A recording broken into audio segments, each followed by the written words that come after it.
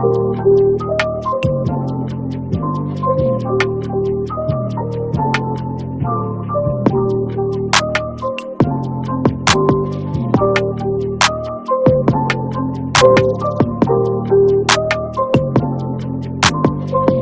right, good morning, family. We are back on Spreaker this morning. So to my speaker fan, let me know how the show sounds, making sure the mic is not overmodulated, that we do sound good. Yes, it is back. I told you I am never abandoning Spreaker. That's what the core of my audience is, and I appreciate you folks. Just let me know that we're sounding good this morning. We're up on Facebook and on YouTube as well. Please take a second to like and share today's show. So on today's show, numerous things to discuss this morning. Numerous things to discuss, including the fact that a 17-year-old white male was arrested this week in the death. Thank you, Ashley. In the death of two protesters. And I don't think the media is really talking about it the way they should be talking about it. So I want to offer an alternative, a slightly different view on the Kyle Rittenhouse. Thank you so much, Ms. D. Thank you. Sounds great. That's music to my ears. Good morning, everybody. So I want to talk about Kyle Rittenhouse, give you some updates. He actually killed two white folks, but nobody's calling it white on white crime. I want to analyze that this morning. We must discuss. The RNC is finally over, culminating in the lying ass palooza. It's called Lying Palooza last night. It could have been the fourth night of the RNC convention, or yet another opportunity for Trump to tell a lot of lies about his record. We'll break down the lies and talk about it this morning.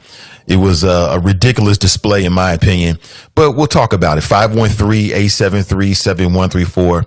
Also, Hamilton County Commissioner Denise Driehaus is scheduled to give us a call, talk about her campaign and what's happening from the commissioner's vantage here in the state, in the county of Ohio. I'm sorry, in Hamilton County here in Ohio. And also, we'll talk about COVID-19 and the black community and numerous things. You have questions for Denise Driehaus, get them ready. We'll talk with her coming up real soon. Also, I want to look back on the week that was and give you some updates on the biggest stories, including the big story yesterday, of course, was the NBA. What's happened within the last 24 hours? You may or may not believe it, family, but we'll talk about it all coming up in just a couple of minutes. Please like and share today's show, and don't go anywhere. It's not a game, it's a rich thing.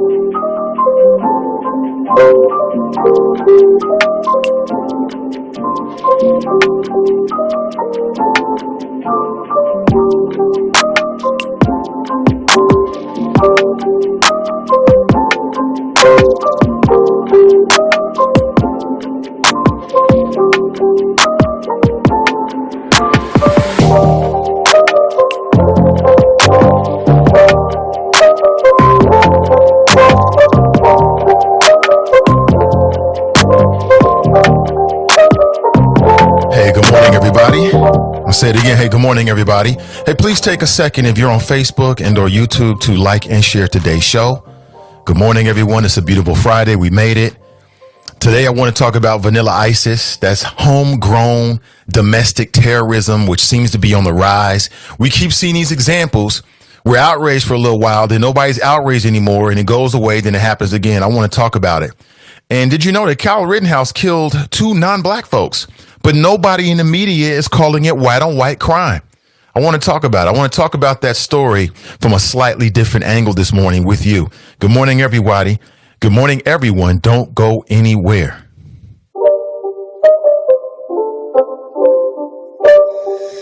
Say it again. It's a rich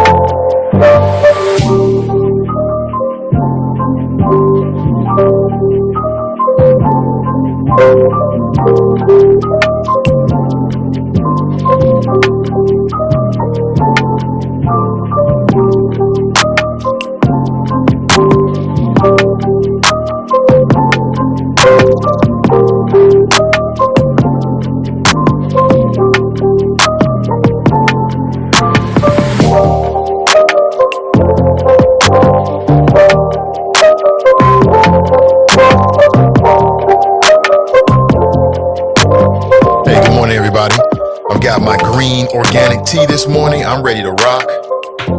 Good morning to you, family. Hey, listen, please take a second and like and share today's show. Your shares mean everything. We want to spread the gospel of flow this morning. Good morning to you. What's up, Golden Rule over on Facebook? What's up, Choppers? People are saying that we're sounding good on Spreaker. Great. As I told you, I will never abandon the audio. That's what the core of my audience is. Good morning, everybody. How are you? We made it. Let me put myself on the screen. Hey, we made it. What's up? Hey, welcome to my home studio. Nate Ivey with you. Let me get correct here. Gotta button up. There it is. Now we're ready. Boom, there we are.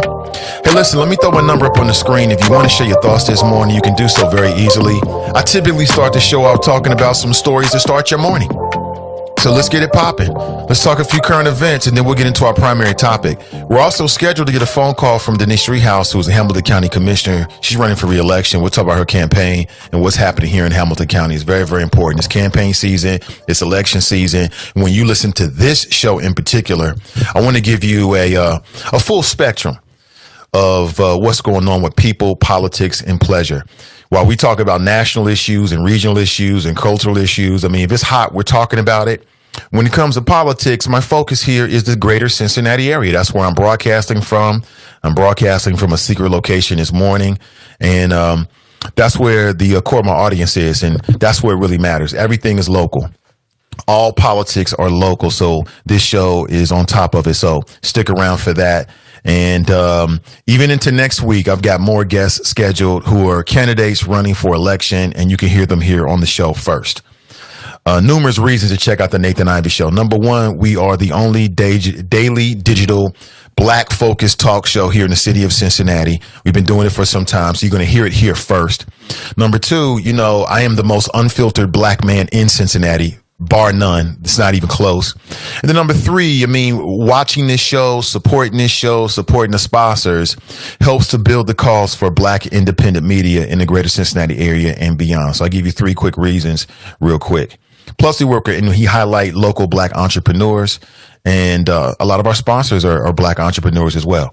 All right, 513-873-7134. You can see it right there. Somebody asked me, Nate, is that you? That's me. That's right. I'm the oldest of five children, a chairman mom, 3 boys, 2 girls. That's my 2 little brothers right there, Kareem and Jamil. That's right. Shout out, bro. They might be listening and or watching right now. Hey, good morning to you. How was the last 24 hours? I want to go to the chop shop. I'm going to tell you right now, I'm going to be chop shop heavy because I've missed their interactions and just been bringing them back into the show on a regular basis.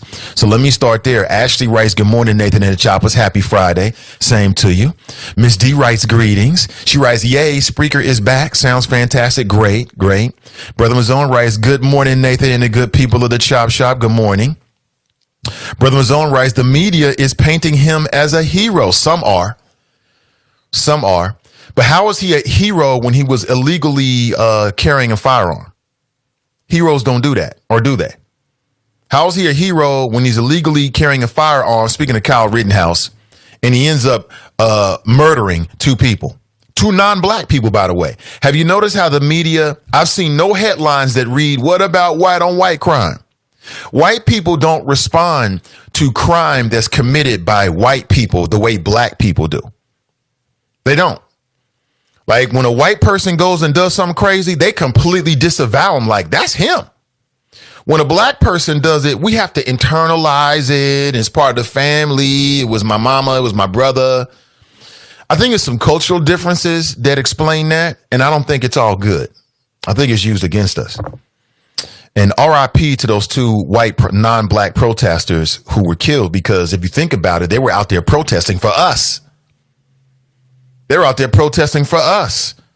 Matter of fact, I'll put it back up here. The images are right there. They were out there in the thick of it for us and got gunned down by Vanilla ISIS. Anthony Huber and Joseph Rosenbaum were both killed by this 17-year-old gunman known as Kyle Rittenhouse. Both non-black. And these two white men were out there, again, on the surface, it appears, for the cause, for us. I'm just saying. I'm just putting it out there. I'm just keeping it real with you. So RIP and condolences to the victims' families. They should not be forgotten. Gunned down by this young man who appears to be a Trump sympathizer. And again, I have no problem with law enforcement in terms of people who want to become members of law enforcement. I think it's an admirable profession. I think it's a vital profession. And we need good people to be in law enforcement. We need good people of sound body, heart, spirit, conscious to be on the police force. We need more of that. But it'll be very interesting, to see how this whole story gets processed. It'll be very, very interesting. Good morning to you. I want to talk about it with you first, right here. Miss Tiffany writes, good morning. Jared writes, good morning, hashtag Team NI. Cincy Tigers writes, good morning and happy Friday. Oh, hey, good to see you. Deborah's in the house. She writes, good morning. Brian writes, good morning. Doing big things, B. Got to come on and talk about it, bro. The door's always open. Brenda writes, happy Friday. CJ writes, good morning, everyone. Mason Marler writes, morning, Nate and the Choppers. Hashtag flows rated E for everybody. Hashtag toxic polyamorous Pharrell bubble coat with wolf hair sporting a David Mann Amadeus wig with frosted tips. Hashtag John Lewis lives. Hashtag spay and neuter your pets. You said your pets, right? Tracy writes, hi. MC hashtag Scusted's in the house. He writes, good morning. I'm going to make y'all cuss at phones today. Y'all know damn, Glenn, dumb ass hashtags are unclear, unclever, and incoherent. Old drunk. He writes, what the hell? Mrs. Love Being Black writes, good morning, fellow beautiful smart choppers. Mason Muller writes, clout chaser alert. Clout chaser alert. What happened? Clue Magic writes, Grand Risings, Nate and the Choppers. Good to see you, brother Clue. MC Scusted writes, you should be chop shop heavy. That Facebook audience is petulant, ignorant of, and just plain dumb. All but a few contribute anything constructive to this show. Why? Because the app was begotten through a paper exchange and treason. Facebook is cursed, he writes. He's got a problem with Facebook. Brother Mazone writes, props to them and RIP to the 20 Twitter freedom riders. History always repeats. Drops in the house. He writes, good morning, choppers. You miss me? What's in your wallet? The RNC 2020 exposed the 2020 hashtag backdoors and are trying to fill that divide. 5 to 8% is all it takes. CAG 2020. Kamala. I don't know what CAG. What's CAG mean? I don't know what that acronym stands for. CAG 2020. Well, I don't know, man. I think that the RNC exposed what the Republican Party is really all about. And they're about fear mongering. They're about lies. They're about division. They're about straight propaganda. This is just my humble opinion. You can take it any way you want to. I'm not trying to sing the virtues of the Democrats, But what I saw from the Republican Party was a bunch of nonsense. A bunch of nonsense. Trump claiming that he's done more for the black community since Abraham Lincoln. What has he done? What has he done exactly? Trump making these wild boasts and claims about what he's done, stealing a lot from Barack Obama's record, just making up ish. But as I watched the crowd at the RNC last night when Trump was on stage, I mean, the reason why this country can't get ahead is because of the Americans, because of the people in this country. That's the reason why. That's the reason why. Some of these folks are straight brain dead, straight just followers. Some of these folks would follow Trump straight into the fires of hell. They would. They would follow him straight into the fires of hell. That's part of the problem. We got too many followers and not enough leaders. Some of that stuff is so obviously paper thin you can read right through it, but they believe it. They believe it. Oh, it was a couple black folks there too in the crowd standing up looking goofy as hell. But like I said, when you got a con artist in chief, that kind of person is going to attract other con artists, people that have agendas. I don't know if you like it, you can vote for it again. I mean, that's completely up to you. We're on Facebook now. C. Smith writes, good morning and happy Friday, Nate and the Chopper. Same to you, C. Smith. Good to see. You know, it's been so long. We might have to get the choppers going. Let me go. Yeah. It's been too long. Get to the chopper! We got to bring the choppers back. It's been a minute. Kara Mitchell writes, good morning, Nate. Happy Friday. Same to you. Christina writes, good morning, Nate. Hey, good morning, Christina. She's on YouTube. Dorothy's on YouTube. She writes, good morning, Nate. Demi writes, good morning. Oh, beautiful looking people this morning. Tracy writes, hi, good to see you. Golden Rule. Hold on, let me put the images up here so you can see for yourself. Look at that, some good looking people in the audience. Look at that. What? Good morning to you. Good morning, everybody. Good to see you. Good to see everybody. Yeah, come on in. Lots to talk about. Now, listen, it's a Friday, so I want to do a little bit of a weekend review, just a little bit. And I want to open up parts of the show for you to add your thoughts and your opinions and what's on your radar screen as well. So hit me up. Hit me up. Golden Rule writes, I don't mean to judge wrong, but his attire says a lot coming with a war weapon. You talking about Kyle Rittenhouse, Kyle the Killer, a.k.a. Vanilla ISIS. That means domestic white terrorism. Let's call it what it is. And why isn't the media responding with this by asking, what about white on white crime? Let me remove that caption right there, that chat. Those are the two victims of Kyle Rittenhouse. But nowhere in the media are they calling it white on white crime. Why not? They run that ish down on us every time a black person kills a black person. I'm going to tell you why. Because that phrase black on black crime is meant to confuse, is meant to distract, is meant to distance the conversation from what it really means to be. I'm just straight up with you. You know, white churches are not going to do a buyback in the community. White leaders are not going to hit the national stage asking about what's wrong with the white family when obviously something is up. I mean, if you wanted to compare the black family to the white family, the black family has been under assault since we got here. There's been a concerted effort to destroy our ability to live and enjoy the American dream since day one. That's the reason why you see what you see in black neighborhoods. The plan worked. The plots, the plans, they all worked. The plans to separate the black man from the black woman worked. The plans to separate black people from wealth building worked. The plans to miseducate the black kids worked. The plan to redline, isolate, and eradicate black mobility worked. The plans to take out the hope and then inject the dope into our communities worked. That's why you see what you see in the black community. But that doesn't explain why we see what we see in the white community. White folks be committing all kind of barbaric crimes against one another. It's just another story. It's no big deal. But when it happens with us, all of a sudden it's a 3-alarm fire. We don't understand. And what are we going to do? And how is this happening? The plots worked. They've been successful. That's why it's happening. But it doesn't explain people like Kyle Rittenhouse. And that's just the tip of the ice. This ain't the first time somebody who seemingly was fond of Donald Trump committed mass murder. This ain't the first time.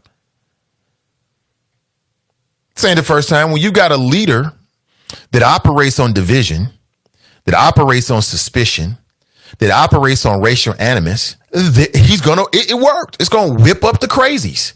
This is what we see. This ain't rocket science. This is the plot, and the plot has worked successfully. That's why. You know what I'm saying? Seriously. Look, you look at Cincinnati, the reason why there's like a $30,000 to $35,000 per year gap in terms of, take home pay wealth, it's not a coincidence. It's not black people being lethargic. That's the plan. It worked. They've been successful. Keep it real. Golden Rule writes, I hate his boobs, his boots and shirts.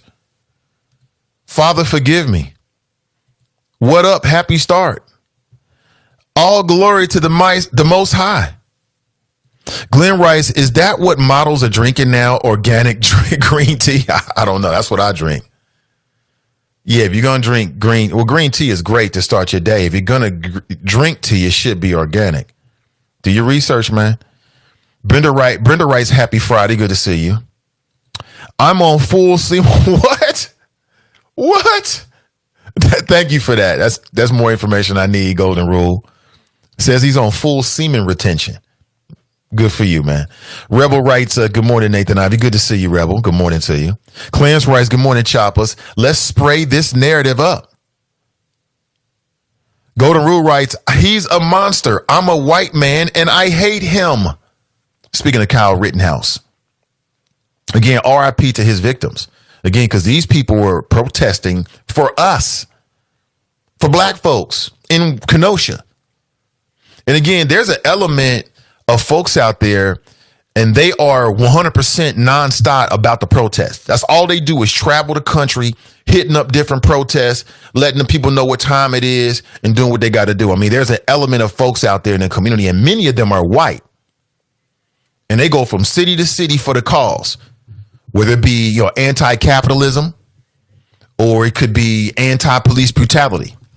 Right? When your local mayor here in the city of Cincinnati, you had the chief of police and the mayor saying, well, these were out of towners.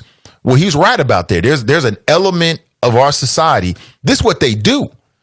They're in the streets raising hell 100% of the time. They just travel. That's what they do. I don't know what the backstory of the two gentlemen who were killed by Kyle Rittenhouse is, and I'm not going to speculate. But again, I mean, these two people were out there for us, black folks, Anthony Huber and Joseph Rosenbaum.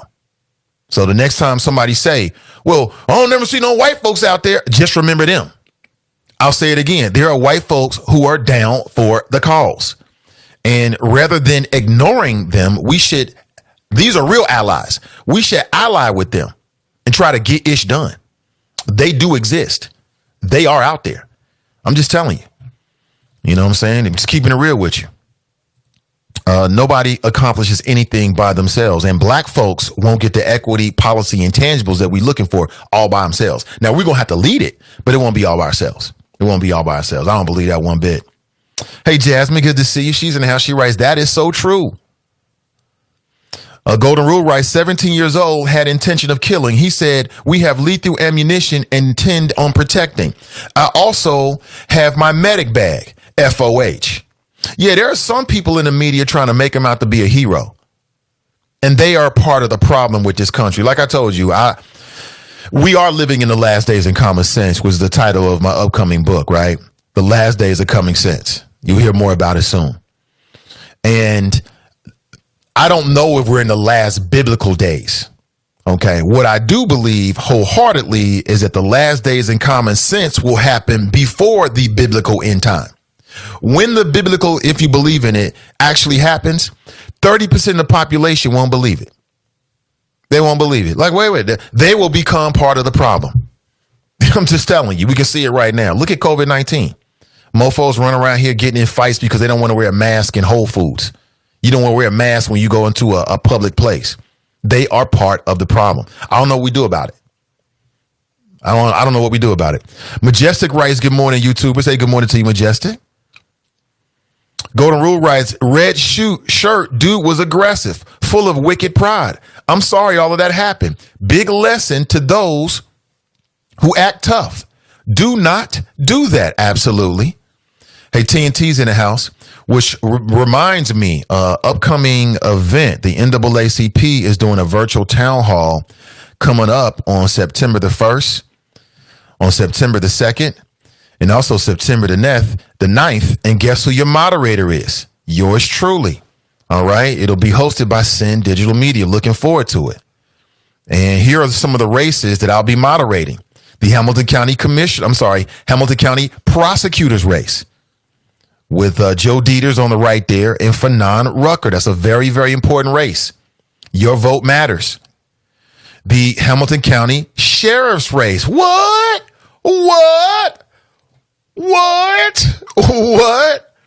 I'll get a chance to talk with Bruce Hoffbauer, finally. And also Charmaine McGuffey.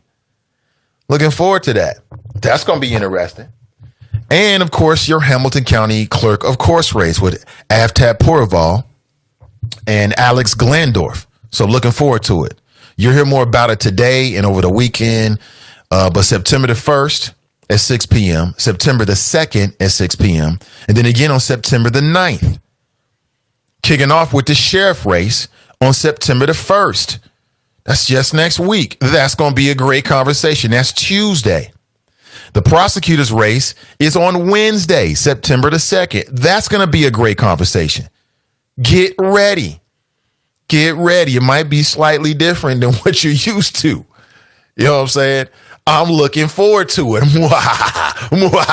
Looking forward to it. But seriously, though, it's really about making sure you get as much information as possible from the good folks with the NAACP, and so you can make the best decision per your circumstances. I'm looking forward to it. That'll be very interesting. I'll put on the screen one more time. September the 1st, September the 2nd, and again on September the 9th. The first race is the sheriff race. That's between Mr. Bruce Hoffbauer and Miss Charmaine McGuffey. The second race will be the prosecutor's race. All these races are very, very important, between Mr. Fanon Rucker and Mr. Joe Dieters. And then, of course, the clerk of course race will be September the 9th. Of course, not the virtual town hall will be on these dates. Of course, you can vote early or vote on election day coming up in November between Mr. Aftab Purival and Mr. Alice Glandorf. So glad to be a part of it. Looking forward to it. If you have questions, send them to me. Perhaps I can work them in. Props to the NAACP. Appreciate it. Looking forward to it. TNT race. I got to go back into the chop shop. They are in there tripping. Now, if you want to go to the chop shop, there is a link in the description to my Spreaker page. Okay, so follow that link and then click on, I believe it reads messages. So click on that. Boom, you'll be in the Spreaker chat room. That's what it is, essentially. So every day, Spreaker allows me, or anybody really, but allows this show to create its own chat room for that particular show. And that's what I mean by Chop Shop. And that is a name that they have earned. Trust me. I get it. Everybody gets it. I've heard complaints from so many people. It is what it is. I mean, we on the internet. We adults. It is what it is. What you want me to do about it? I can't do nothing about it. I don't want to do anything about it. Audra writes, good morning. It sucks not having privileges sometimes. Nothing new or changing. Hey, good to see you, Audra. We got to come together. Those of us who hate evil and love good. Who cares what you look like? Heart check. What's in that soul of yours? I'm on fire for righteousness. I love it. I'm about that too. I love it. Dale writes, Trump's message about black folks is a message to white people. Basically says it's okay to look past my transgressions and I'll protect you from those people. And I can't disagree with anything you're saying. I can't disagree with a word you're saying. All good points. There was a real interesting conversation last night on CNN, and they were fact checking the Trump's speech, and I thought it was real interesting, man. They had a dude on there who I've never really seen before, and he was making some excellent points and bringing the facts, as it relates to Donald Trump. I want to play a little bit of that for you this morning because I thought it was just so interesting. I mean, he just kind of broke it all down in terms of Trump's lies. And as much as Trump claims that Obama was such a bad president, why is he always stealing from Obama's record? I mean, Republicans, how do you feel about that? On one hand, he's always complaining about Barack Obama. But he and his wife, remember his wife plagiarized Michelle Obama's speech from Denver going back many, many years in 2016. Remember that during the RNC? It was damn near word for word. Trump is always complaining about Obama, but then he rides on Obama's coattails. It's typically like that, though. Typically, like when somebody is,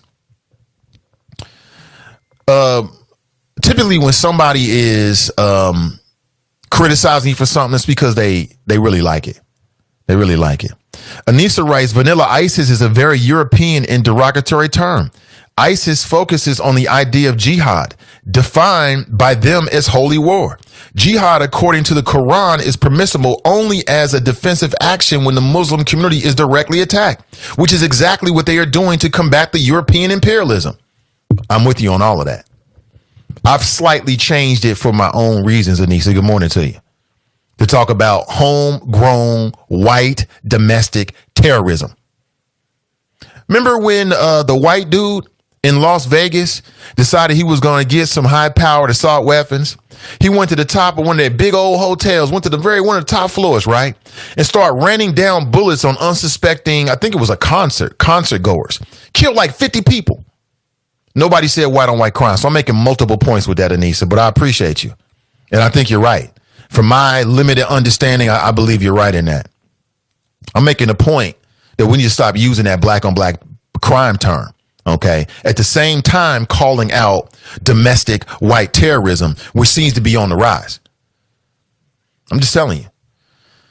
Let me see. TNT writes, with the White House as the backdrop with his 50 wrinkle flags, he said, we are here and they are not.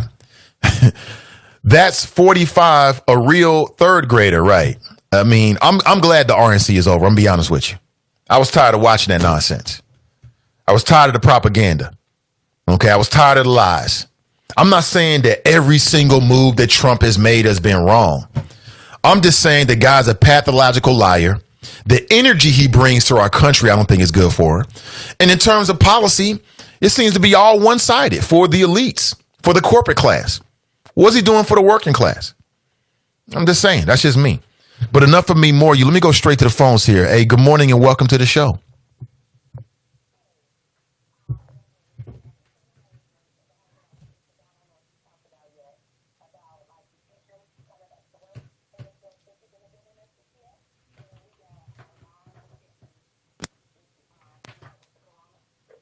Have you all been aware of that?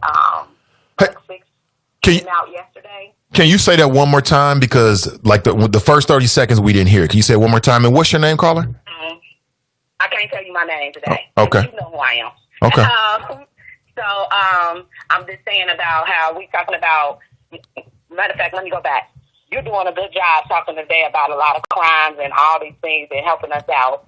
But going to local, the children haven't even came back to the building yet. Mm-hmm. And we have teachers coming up with the coronavirus. We had yesterday, like 6 of them was tested positive and was up in the building at different school buildings and passing it around because the results, we didn't have to have the results back until turned in until the 4th of September. We have been in the building ever since the 17th. And people who probably already had it came in the building and now done spread it around to other co-workers in the building. So I'm not sure if you all are aware of that. No. There's a lot of teachers that's popping up with the virus. Really? And, and we're talking about the community needs to be safe so we can bring the children back in. But it's very hard when you got people coming from Kentucky, Indy, and Cincinnati, all around, and bringing what they bring in from wherever they don't be in with different points of view and feeling like we shouldn't wear the mask or we should wear the mask. And then they get their results back and come to find out they positive, and they don't been around everybody. Now you got a whole building that could have contract the virus. And that's all I wanted to talk about, because I don't know if you all heard that, but yeah, yesterday it was like 6 more.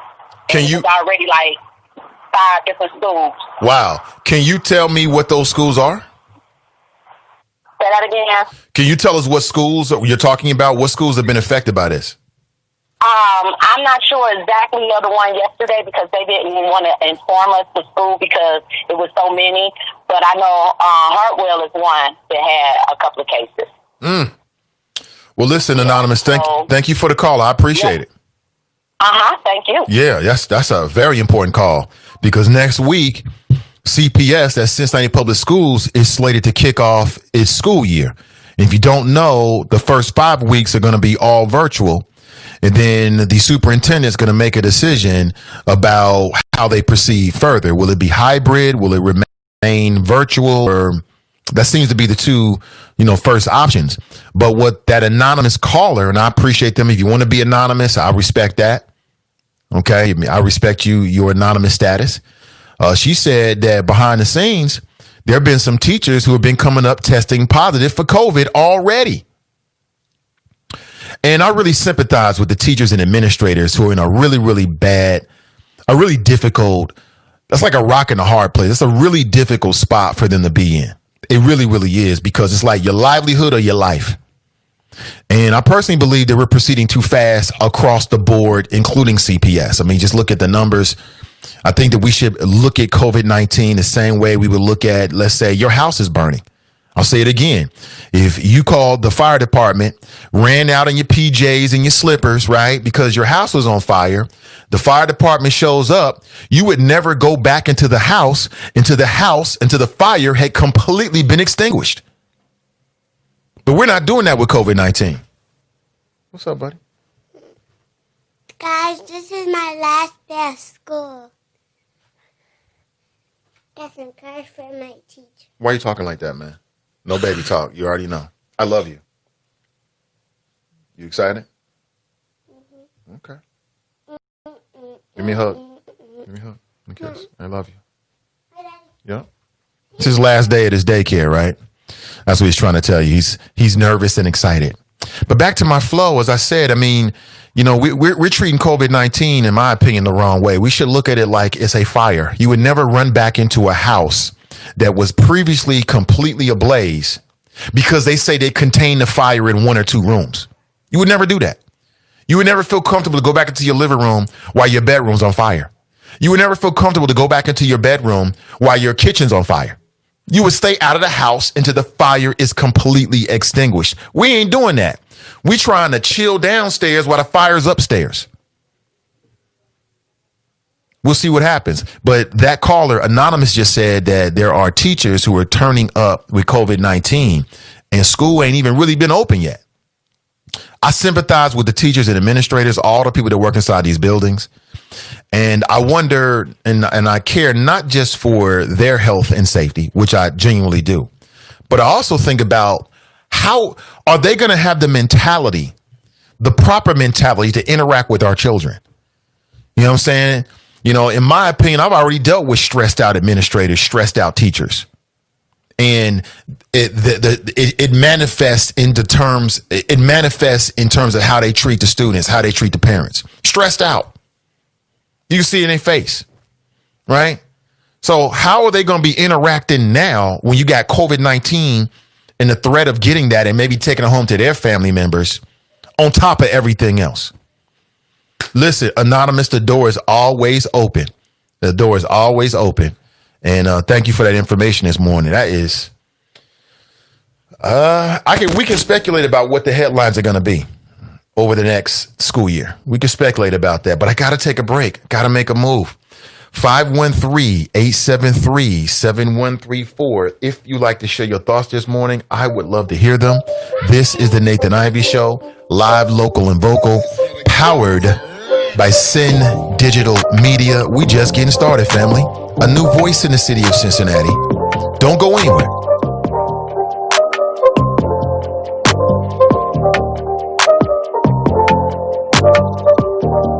The Nathan Ivey Show is supported by listeners. Go to www.patreon.com/Nathan Ivey Show and help Nathan keep the show independent. The Black Business Report. I'm Donna Wilson. Women and minority-owned firms are going to get much-needed funding. Magic Johnson's Equitrust companies, along with Carver Federal Savings Bank and MBE Partners, will fund $325 million in PPP loans for businesses that were left out of the Small Business Administration loans.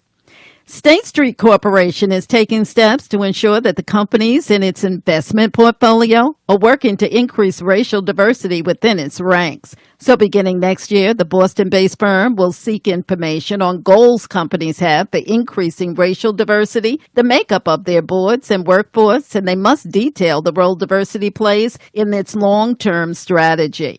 State Street Global Advisors manages about $3 trillion for individuals and institutions. And today, August 28th, marks the 57th anniversary of the March on Washington. That's your Bloomberg Black Business Report. I'm Donna Wilson. This is Zoe Wesson. What side of history do you want to be on? The right side, or one where black people continue to be underrepresented in Hamilton County? Now's your chance to end 230 years of exclusion. In Charlie Winburn, we have a man that's received the Cincinnati NAACP President's Award, who fought on the Ohio Civil Rights Commission for 6 years, who received the Baptist Ministers Conference Community Service Award. Charlie Winburn has received the Southern Christian Leadership Conference Award and was honored by WDBZ The Buzz as Pastor of the Month. We know Charlie Winburn, and he knows us. He's the right man to put us on the right side of history. On Tuesday, November 3rd, vote for Charlie Winburn for Hamilton County Treasurer. I am Charlie Winburn, and I'm asking you for your vote on Tuesday, November the 3rd, paid for by friends of Charlie Winburn.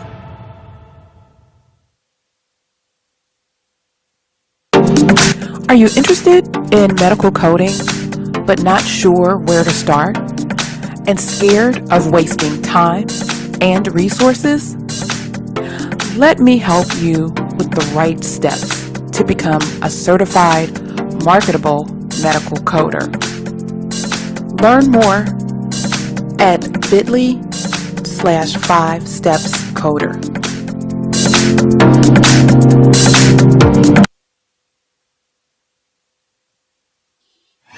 You're listening to The Nathan Ivey Show. One man, one microphone, one mission. Now let's get back to the flow. Hey, good morning, family. Want to remind you, we still have room available, although, I don't want to last minute anything. We're down to the last week as of tomorrow. Tomorrow will be 1 week away. On September the 5th, we'll be teaming up with the Ride or Die gun training folks, Brother Forte and his crew, Brother Forte and Joe, and we'll be doing and offering a tactical training course. This will be the first that we've done this. We did a CCW course and had a few folks that came out, but the reason why I did the CCW course is to lead to the tactical training course. Now, there may be some folks who are interested in getting a CCW. If so, let me know. I'll put you in contact with Ride or Die. If we can get enough folks to constitute a class, then perhaps we can do a class. I've already got my CCW, so I won't go through the class with you, but of course I'll always be there to agree with you.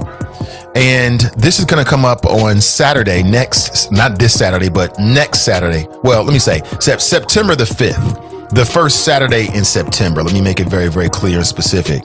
We still have room available. I'm glad to see we got some folks who are already lined up. I'm looking forward to it. It's from 8 a.m. until 12 noon. The cost is $100.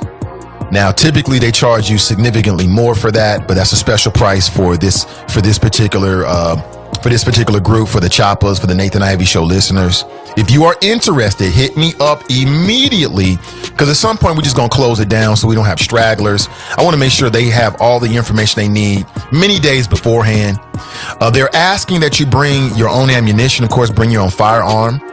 If you need ammunition and you're coming, please let me know. I'll try to let them know, or I will let them know and see if they can try to procure some for you. They've already done that for some of our students. Looking forward to it. We're going to be out in, well, let me give you all the information here. $100 is the fee for the class. They're asking for a $20 sort of retainer to hold your spot. You can PayPal me or Cash App Nathan Ivey Show. 100%. I'm not making a dime on this. I'm doing it for the culture. I'm doing this for you. I'm doing this for us. So I'm not making a dime on this. All the proceeds 100% go to Ride or Die for their fee. And it's really about safety. Here we are talking about Vanilla ISIS, these psycho sickos out here. What are you going to do if you find yourself in a bad situation? You're going to fall to your knees and pray to God, and you can try that. I'm not saying you're wrong to do it, but I'm all about being pragmatic and being able to meet the force that you're being met with. So let me give you the information again. September the 5th. That's not this Saturday, but the first Saturday in September. Shout out to my Virgos. 8 a.m. to 12 noon. The location is 6964 Township Line Road in Waynesville, Ohio. We're going to be on the outdoor course. The cost is $100. We're asking for a $20 hold to hold your spot, and you can pay the rest the day of. You can Cash App or PayPal me, Nathan Ivey Show, to confirm, and I will be in contact with you. You need to bring at least 200 rounds of ammunition. If you don't have it, let me know. I'll let them know. Perhaps they can procure it for you, and then you can purchase it from them the day of. Some really good folks. I remember everything from my CCW training because I think they were just that good with it. And I had a really good time just hearing their stories, being around the fellas. I think you will as well. And this tactical training course is the next step to CCW. It's the next step. So if you're interested, let me know. And we do have some spots available. All right, 513-873-7134. I'm serious about mine. Are you serious about yours? I'm dead serious that you have the right to protect yourself legally, lawfully, right? Good morning to you. Let's get back into it. All right, where should we go from here? Let me go back inside the chop shop. Like I got to be chop shop heavy because we haven't had a chop shop for the last 2 days. So I'm really interested in connecting with the folks in there. Mason Muller writes, Fox News anchor Chris Wallace said Thursday night that while President Donald Trump's RNC convention speech has some effective lines, it was surprisingly flat. Yeah, I'm with that. I can see that. Yeah, I mean, I don't know what I did see that. When he says flat, I think he means like in terms of his delivery. I think he means that. I think he means flat in terms of the delivery of the speech. I'm not impressed by Donald Trump at all. I see right through him. I see him as a con artist. I see him for what he is. I see him as somebody riding on the coattails of his predecessor, but he wants all of the attention to be on him. But I also see Donald Trump as an opportunity to do better. Donald Trump is like COVID-19. He's a stress test. He's a stress test for our democracy. He's a stress test for all of us. And he's also shown us that as a president, when you have single-minded determination, you can by force of will, you can get ish done. Like Donald Trump has pressed the boundaries. Like Donald Trump has done things I wish Obama had did. I'll be honest with you. In terms of delivering for his base, even when, the other political voices out there or the political headwinds were against him, he delivers. And black voters, progressive voters deserve the same thing from the next president. Okay? We deserve that. Donald Trump says, oh, that's the rule. Screw that rule. Then it goes to court and he does what he wants to do until the courts tell him not to. I mean, as a voter, that's the reason why his base likes him. And I'm just saying that black voters, progressive voters deserve the same type of thing. I ain't asking you to do anything illegal. I'm just saying, sheer force of will. Do what you got to do. But again, enough for me, more of you. Let me go straight back to the phones. Hey, good morning, caller, and welcome to the show.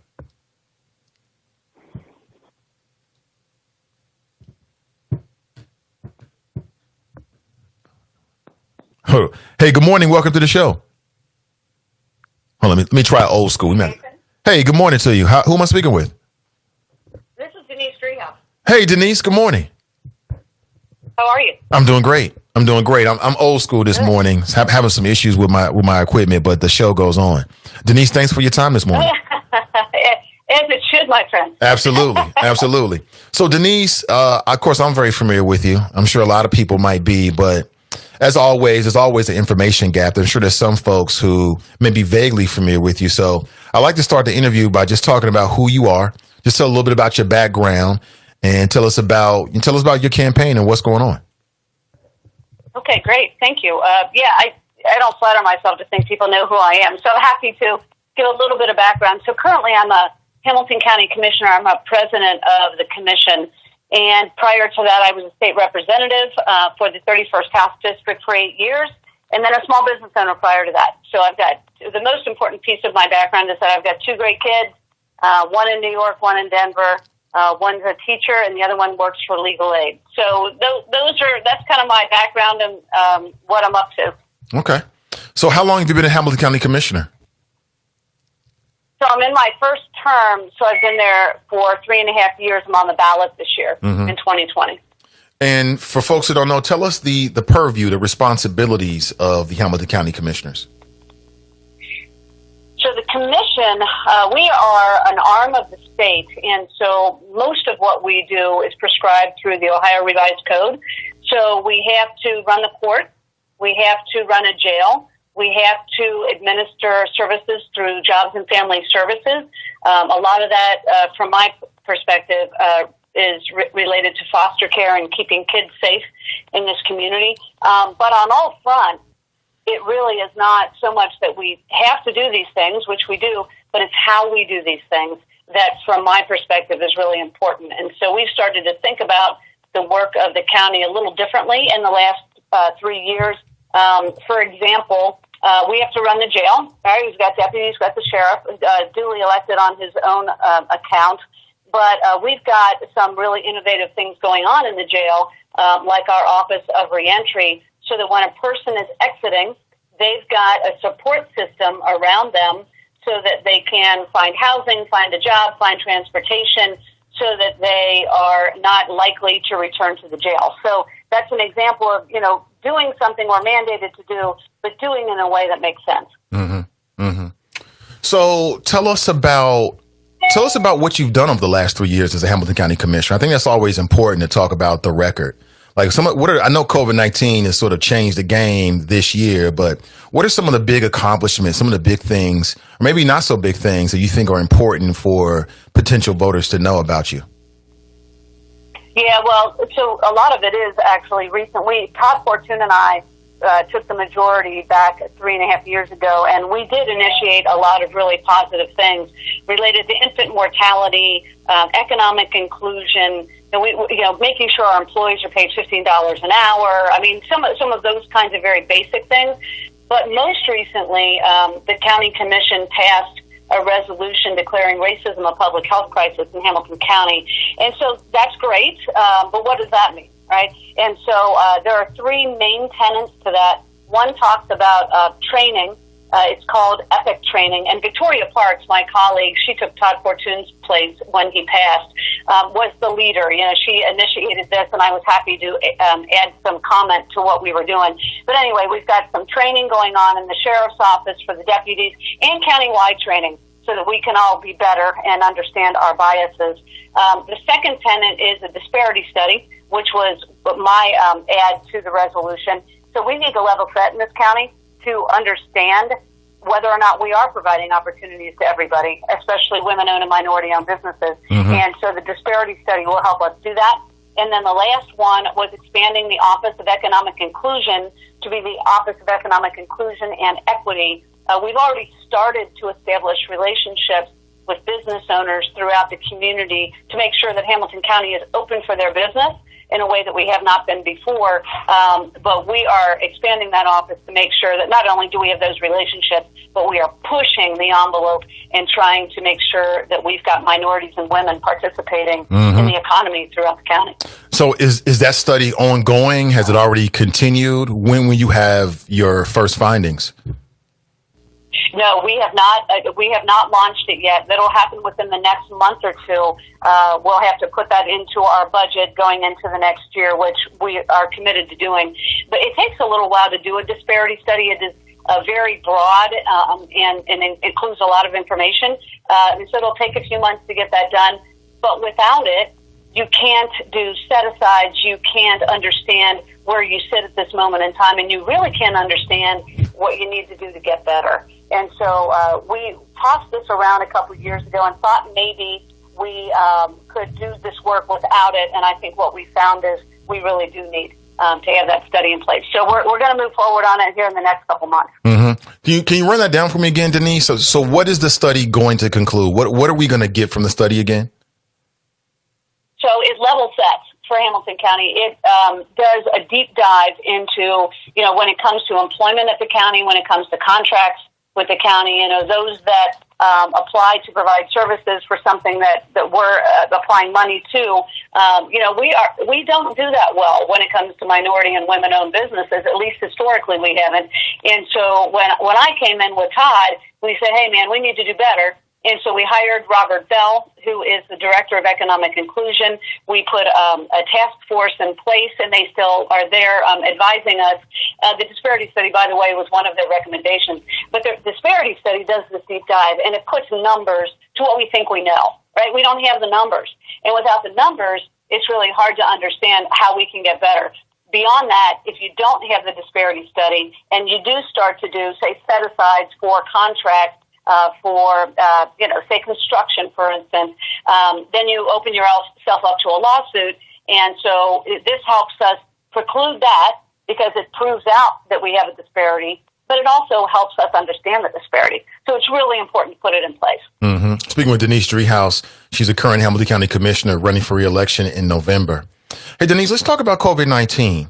So, there was a question that came up many times on the show about the amount of COVID-19 testing sites in the African American community. Do you have a status report on that? Are those numbers where you think they should be? And if not, what do we need to do to change that?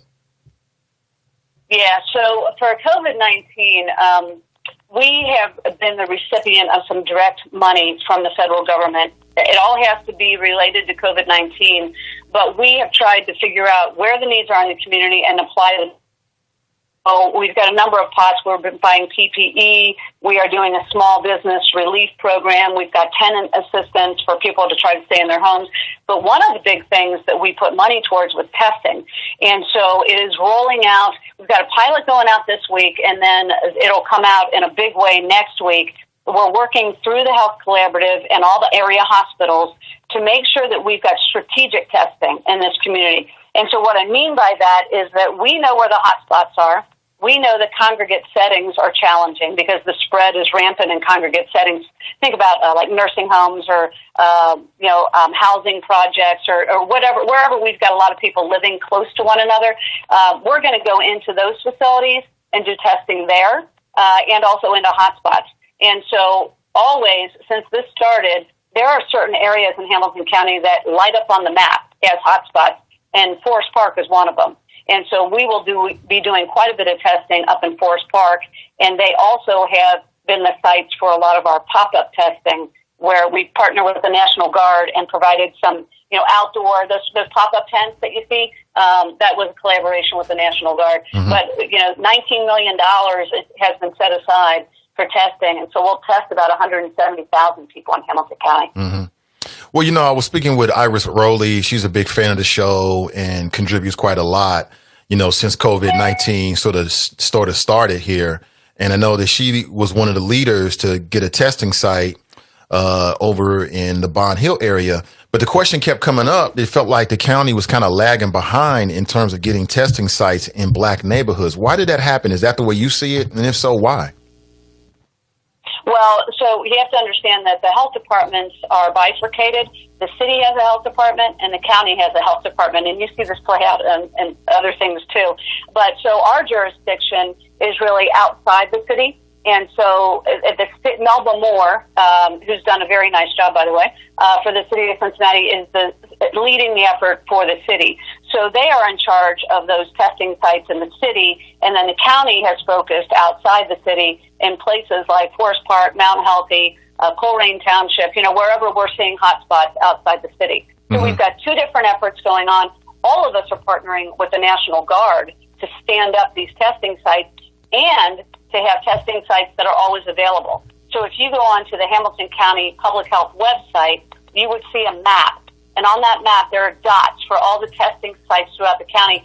There are many testing sites that are up and running, 5 days a week during business hours, but they need different criteria. Like maybe you need a doctor's note. Maybe you need to have symptoms. With the pop-up testing that I think is what we're talking about now, you don't need any of that. It's free. You go, you get tested, no questions asked. And so that's what people prefer. I get it. That's how I got tested.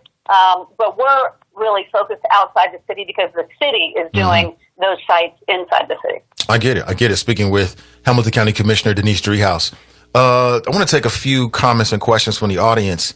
Buckeye Alicia writes, I hear a lot of broad concepts, but not many specifics.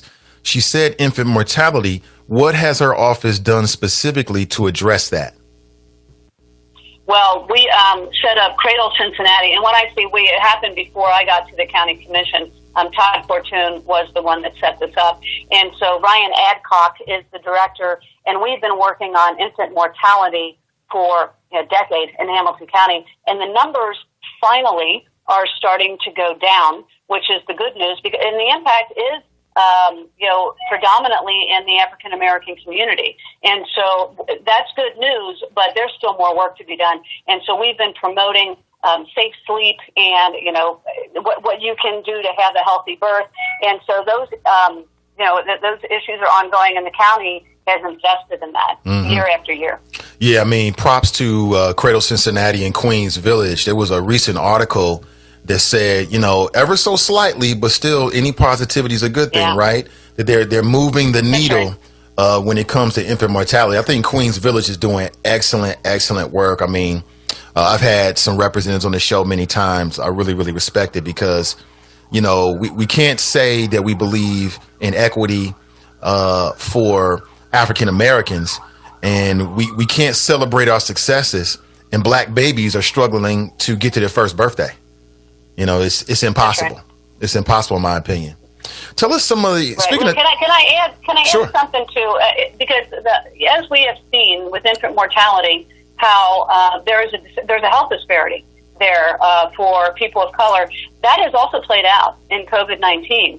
And so when we saw that happening, and we saw it fairly early on, we said, wait a minute, we've got this health disparity. And so we did try to reach out and say, all right, we're missing the mark here. We need to provide some additional testing in the areas that need it the most. And unfortunately, Forest Park has been a neighborhood that has seen an increase that has been higher than the rest of the county. So we are aware, and I've talked to Iris about this, we are aware of this disparity playing out and have engaged Renee Mahaffey-Harris from the Closing the Health Gap and others to help us understand what we need to do differently to message out to people of color about what they need to do to remain safe. Wear the mask, wash your hands, stay at a distance from one another, and then also provide testing in those communities. Tracy from Cincinnati writes, 19 million just sitting and no one is being tested. Meanwhile, I live outside the city. She lives in Forest Park and drove to the city in July to get a test because there were 0 test sites then in my hotspot area, which is Forest Park. So again, that goes back to what I've heard. I've heard that, even on the outside the city, that setting up these testing sites were slow. Now, we're past that now, it seems. But again, there's still a question mark as to why that was happening. Well, let me just describe the process, and this is why there's been a delay. So the money has to go out for a specific purpose, and so it is congregate testing, it's targeted testing.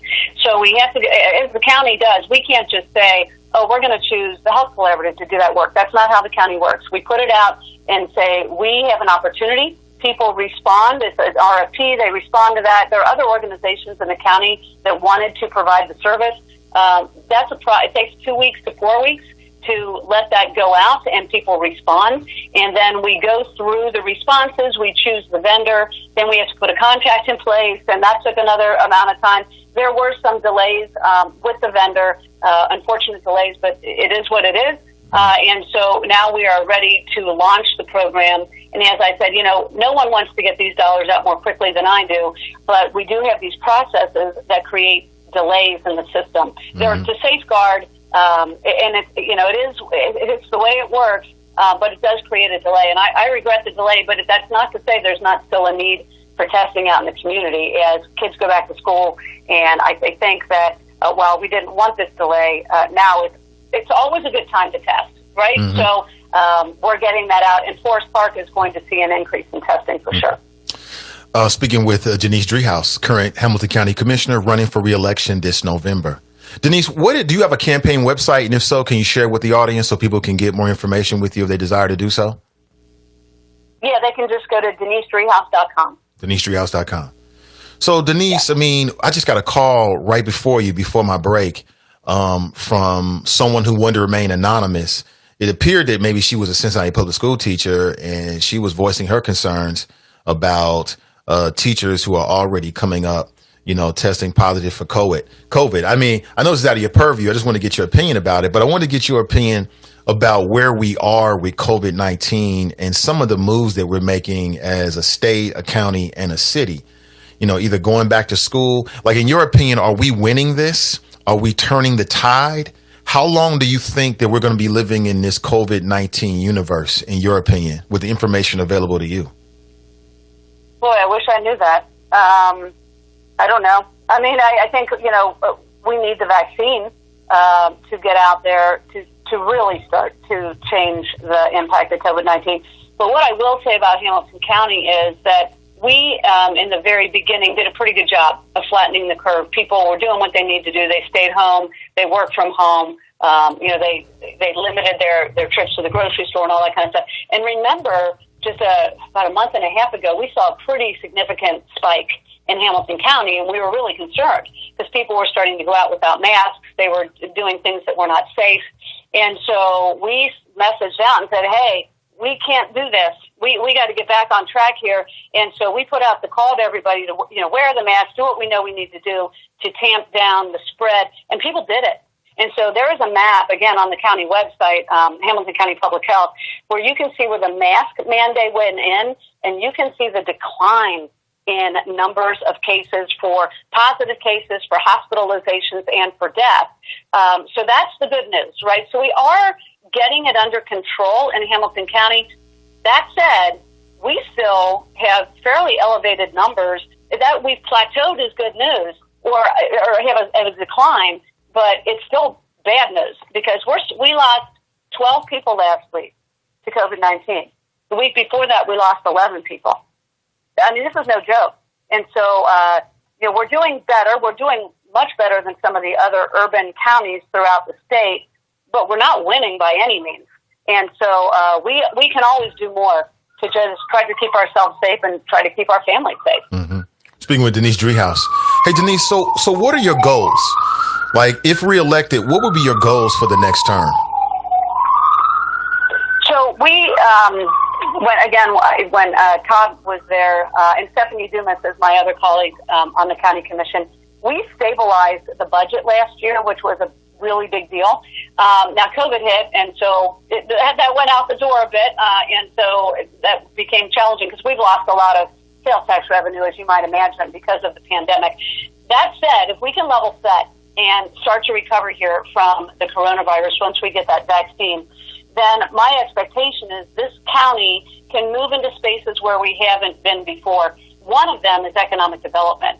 And so we as a county would like to partner with all 49, there are 49 jurisdictions in the county, and they are begging for partnership from the county. And so what we can do with our budget is say, we want to partner with you. We want to catalyze small business districts. We want to catalyze, residential development in these communities. We do some of that now through some federal funding that we get, but we could do way more. And so I'm a small business owner by trade.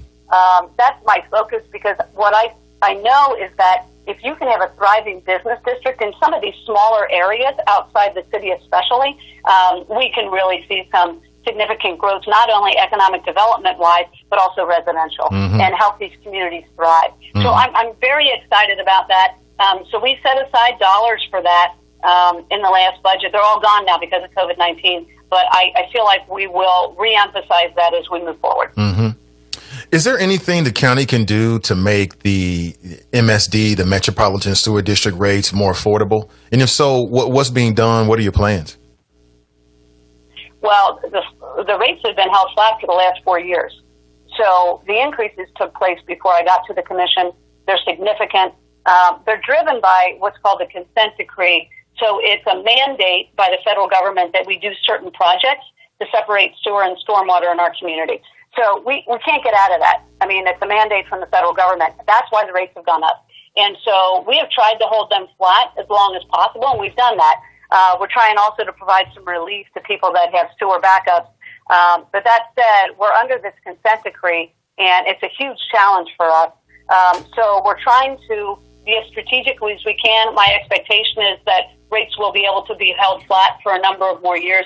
And then we're trying, if there were to be an increase, to hold those as low as possible so that people can afford it. Because I know people are struggling with the sewer rates. And when you get your water bill, it's not your water that's costing you so much; it's the sewer rates that's costing so much. Right. And so, but just a reminder that those rates haven't gone up in the last 4 years.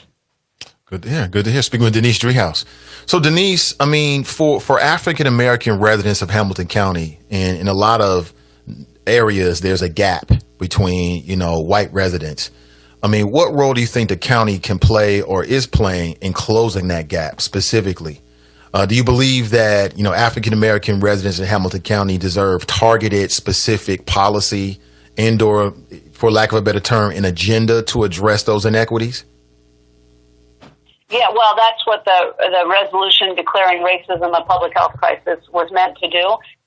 It does talk about, I highlighted 3 things that resolution does. It does more than that related to health disparities. And we have done some investment primarily through we've got 7 levies in the county. So through those levies, when it comes to seniors or kids or, some of the indigent care work that we do, we have made sure that the African American community shows up in that funding in a very intentional way. And so we've set aside some dollars in some of these levies to say, we've got a disparity here. And so we need to look at that and fund things that we think make sense to address those needs. And so we've done some of that already in a way that's never been done before. And so I think we are making progress. I think part of the problem is people don't know what we're doing, and we're not great at in that communication. I regret that, and we're trying to do better. But the fact of the matter is that I think if we're not intentional, it doesn't happen. You can say all day long, hey, we need to do better, but until you're ready to invest and make real change, it doesn't mean anything.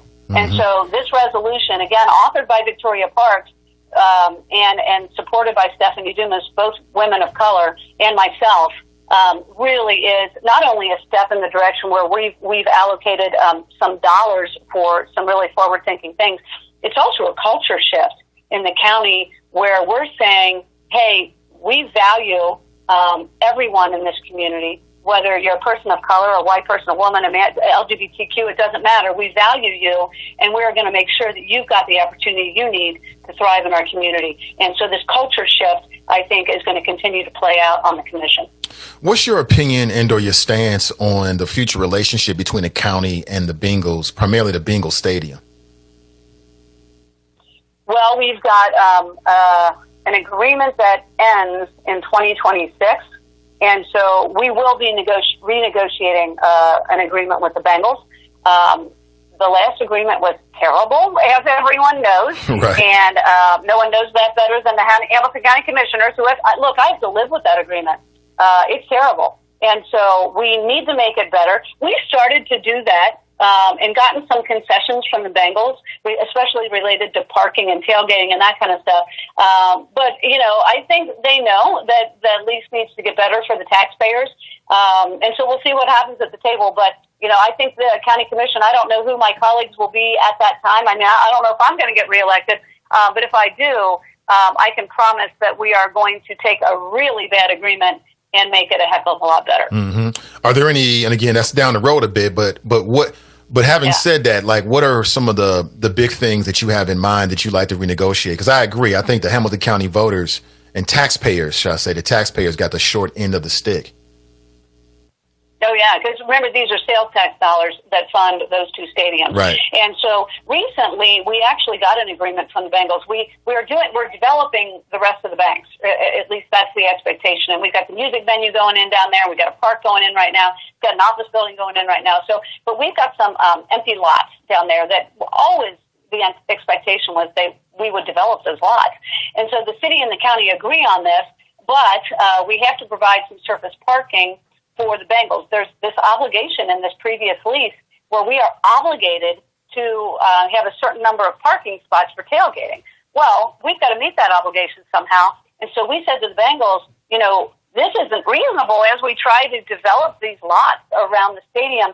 And so what they did was say, all right, we're going to forego these what are called out-year payments. The county has to pay the Bengals to play in this county starting a couple years ago because of the prior agreement. It's a terrible thing in the agreement.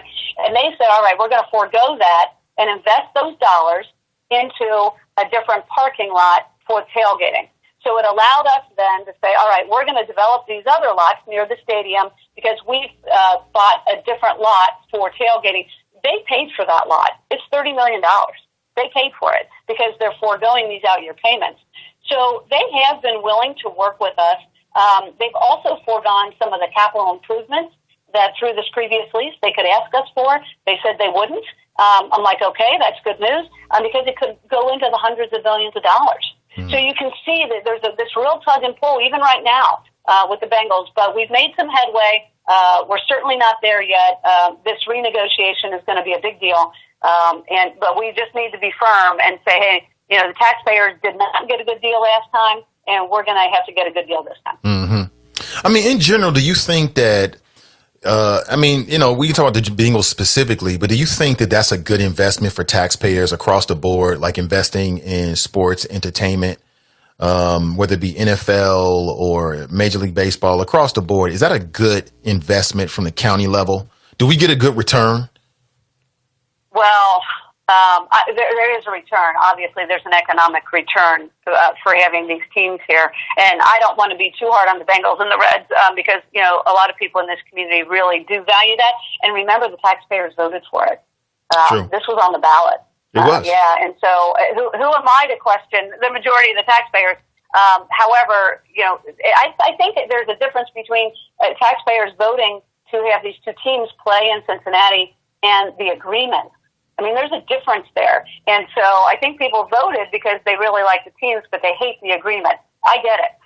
And so that's why we need to do better. But to your other question about, are these investments on the banks a good idea?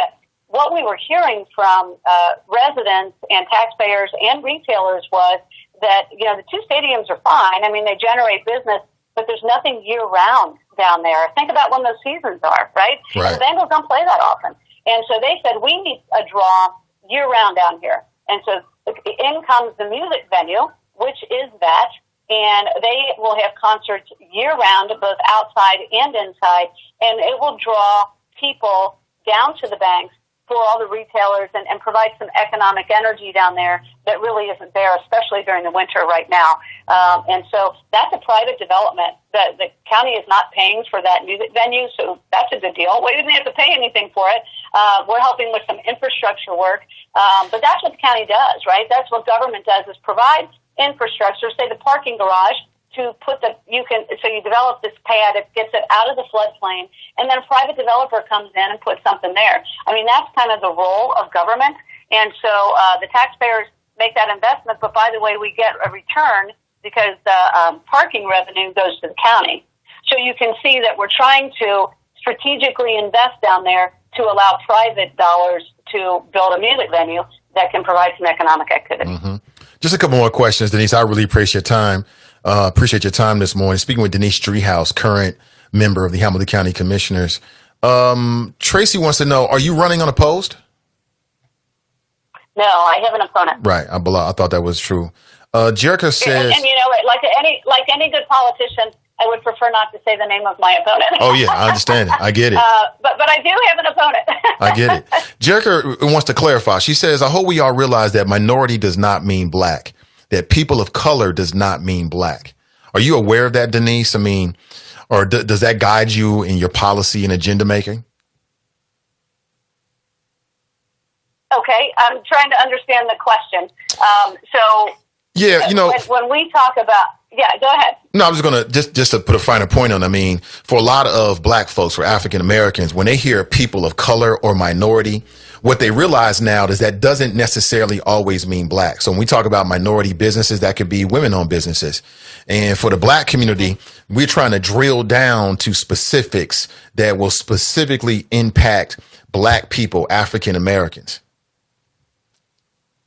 No, right. And so maybe I've been too cavalier with my language, but the Office of Economic Inclusion is specifically targeted to black businesses participating in the economy in Hamilton County. We also, though, are trying to provide an opportunity for more women-owned businesses. And so it is both and. In fact, we've got a small business program. It's an assistance program for businesses that are struggling right now because of COVID-19. And we were very targeted in trying to help businesses that are very small, that are black-owned and women-owned in this community. And so of the folks that got dollars, 220 businesses applied and got funding, 43% of those businesses were black-owned and 49 of them were women-owned. And obviously there's some overlap, so some were black women-owned, but we're trying very hard to make sure that black-owned businesses are thriving here, and that's what the whole effort is about. Okay. We were very, and so we're trying to be very careful about providing opportunities where, and so the way you do that, by the way, is to say anybody that receives federal dollars through the PPP program, we're not eligible for the first round of funding. I talked a lot to Eric Kearney about this. He's the CEO of the African American Chamber, and I said, Eric, tell me how to make sure that black-owned businesses are able to participate in this program. And he said they didn't get money through the federal program because it was first come, first served, basically. And sometimes black-owned businesses are not as well banked or don't have an accountant on staff, and so you're at an automatic disadvantage.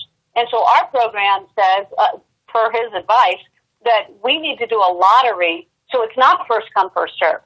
So every business that applies has a fair shot. Right. We close the application process, and there's a lottery, so it's fair and square. That's our response to knowing that black-owned businesses didn't get their fair share of the PPP at the federal level.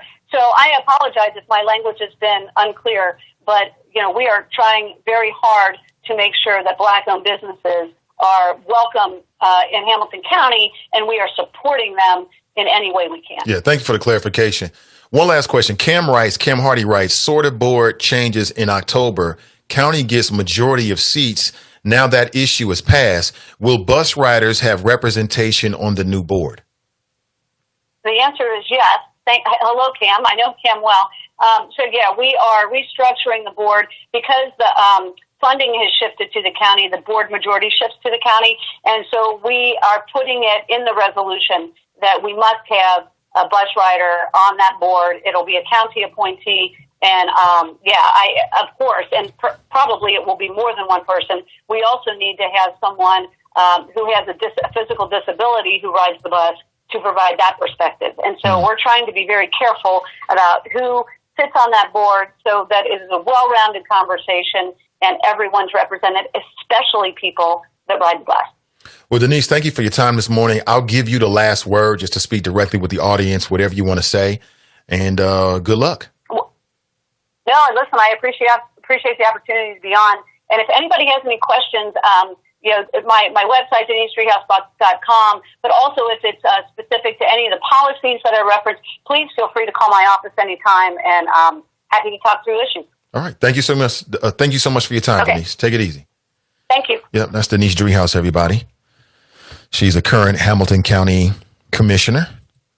What did you think about her responses to the questions? Good morning to you. What are we at, 9:38 a.m.? I tell you what, let me take a quick break, okay? Let me take a quick break, get a word from our sponsors, and we'll come right back. I'll let it marinate just a little bit. Tell me what you think, sit with you, and tell me what you think. What is your response, your reaction to Denise Driehaus? Tried to hit a lot of wide-ranging topics. As always, I go to you for questions. So if you got questions, when you hear folks on the line, that's the time to put them in. I'll go directly to you. All right. It's the Nathan Ivey Show, live, local, and vocal. All right. Let it process, and we'll be right back. The Nathan Ivey Show is supported by listeners. Go to www.patreon.com/Nathan Ivey Show and help Nathan keep the show independent. The Bloomberg Black Business Report. I'm Donna Wilson. Women and minority-owned firms are going to get much-needed funding. Magic Johnson's Equitrust companies, along with Carver Federal Savings Bank and MBE Partners, will fund $325 million in PPP loans for businesses that were left out of the Small Business Administration loans. State Street Corporation is taking steps to ensure that the companies in its investment portfolio are working to increase racial diversity within its ranks. So beginning next year, the Boston-based firm will seek information on goals companies have for increasing racial diversity, the makeup of their boards and workforce, and they must detail the role diversity plays in its long-term strategy. State Street Global Advisors manages about $3 trillion for individuals and institutions. And today, August 28th, marks the 57th anniversary of the March on Washington. That's your Bloomberg Black Business Report. I'm Donna Wilson. This is Zoe Wesson. What side of history do you want to be on? The right side, or one where black people continue to be underrepresented in Hamilton County? Now's your chance to end 230 years of exclusion. In Charlie Winburn, we have a man that's received the Cincinnati NAACP President's Award, who fought on the Ohio Civil Rights Commission for 6 years, who received the Baptist Ministers Conference Community Service Award. Charlie Winburn has received the Southern Christian Leadership Conference Award and was honored by WDBZ The Buzz as Pastor of the Month. We know Charlie Winburn, and he knows us. He's the right man to put us on the right side of history. On Tuesday, November 3rd, vote for Charlie Winburn for Hamilton County Treasurer. I am Charlie Winburn, and I'm asking you for your vote on Tuesday, November the 3rd, paid for by friends of Charlie Winburn. Are you interested in medical coding, but not sure where to start? And scared of wasting time and resources? Let me help you with the right steps to become a certified, marketable medical coder. Learn more at bit.ly/5stepscoder. You're listening to the Nathan Ivey Show. One man, one microphone, one mission. Now let's get back to the flow.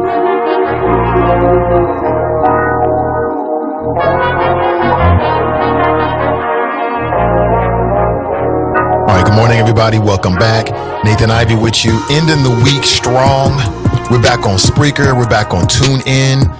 Got multiple ways to interact with the show on a daily basis. Of course, we're on Facebook. We're on YouTube. You can also get the audio stream, the live audio stream, and the podcast, because this show will immediately turn into a podcast once the show ends, up on the Spreaker network and also on TuneIn. Perhaps you are aware of either of those two platforms. You can use this morning. Good morning to you. All right, I got a call on the line. Let me go straight to my caller here.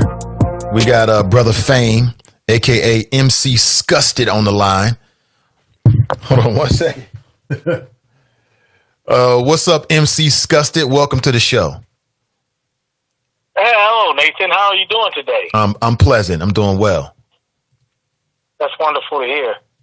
I just want to point out, I hate to do this, but I just want to point out how our brother, our elder, Glenn, is again confused and projecting with those dumbass hashtags. Because he keeps talking about multiple names and multiple profiles. But he's got multiple personalities. Last week, he wants to be Big Worm, talking and threatening people's genitalia. You know, being tough about it, dude. When he realized that he said the way he says it sounds weak and gay.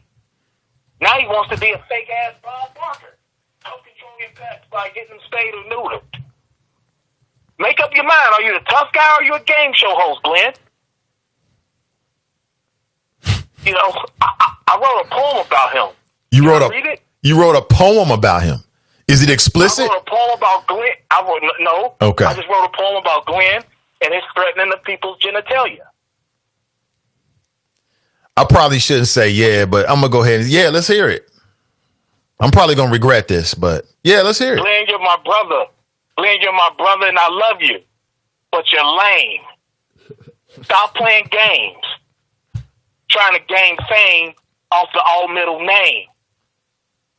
In fact, I think you flame. Because you ain't talking about Watergate scandals when you're talking about Deep Throat. And you ain't talking about sports when you give details on last night's ball games. But listen, like I told you yesterday. Oh, let me finish. I'm laughing. I knew I was going to regret it. I knew it.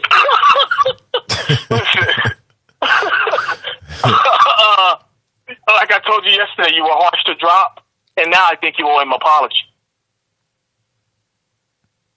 Them hoop dudes threw a tantrum for 12 hours. Threw a temper tantrum. And now they agreed to go back and play. You know, they got their little breast milk, a couple of animal crackers, and now they're happy. They're ready to play again. And that's what Drop was saying. That's what I was trying to tell you he was saying. But you was trying to be rough with him. You know, how long are you going to do it? What did you accomplish in 1 day? 2 days? What did they accomplish, Nate? Is that rhetorical? Is that rhetorical? No, that's a question. Oh, that's a question? That's a question to you, sir. I mean, off the top of the head, they might have grabbed. Say it like it mean it, not a goddamn thing. Well, can I get it all the way out before you tell me I'm wrong? You asked me the question. I thought it was rhetorical. I'm trying to keep the call succinct, but go ahead. Oh, okay. That's why I asked you if it was rhetorical. You just was doing it for effect. But they grabbed attention. They might have grabbed the attention of the NBA owners. They might have felt like the NBA owners saw that they were willing to take this action and are willing to do more. And so maybe it'll bring the NBA owners to the bargaining table. I mean, that might be one thing that was accomplished. I don't know. We have to wait and see. It's a little too early. I thought the bigger accomplishment was done by baseball and hockey.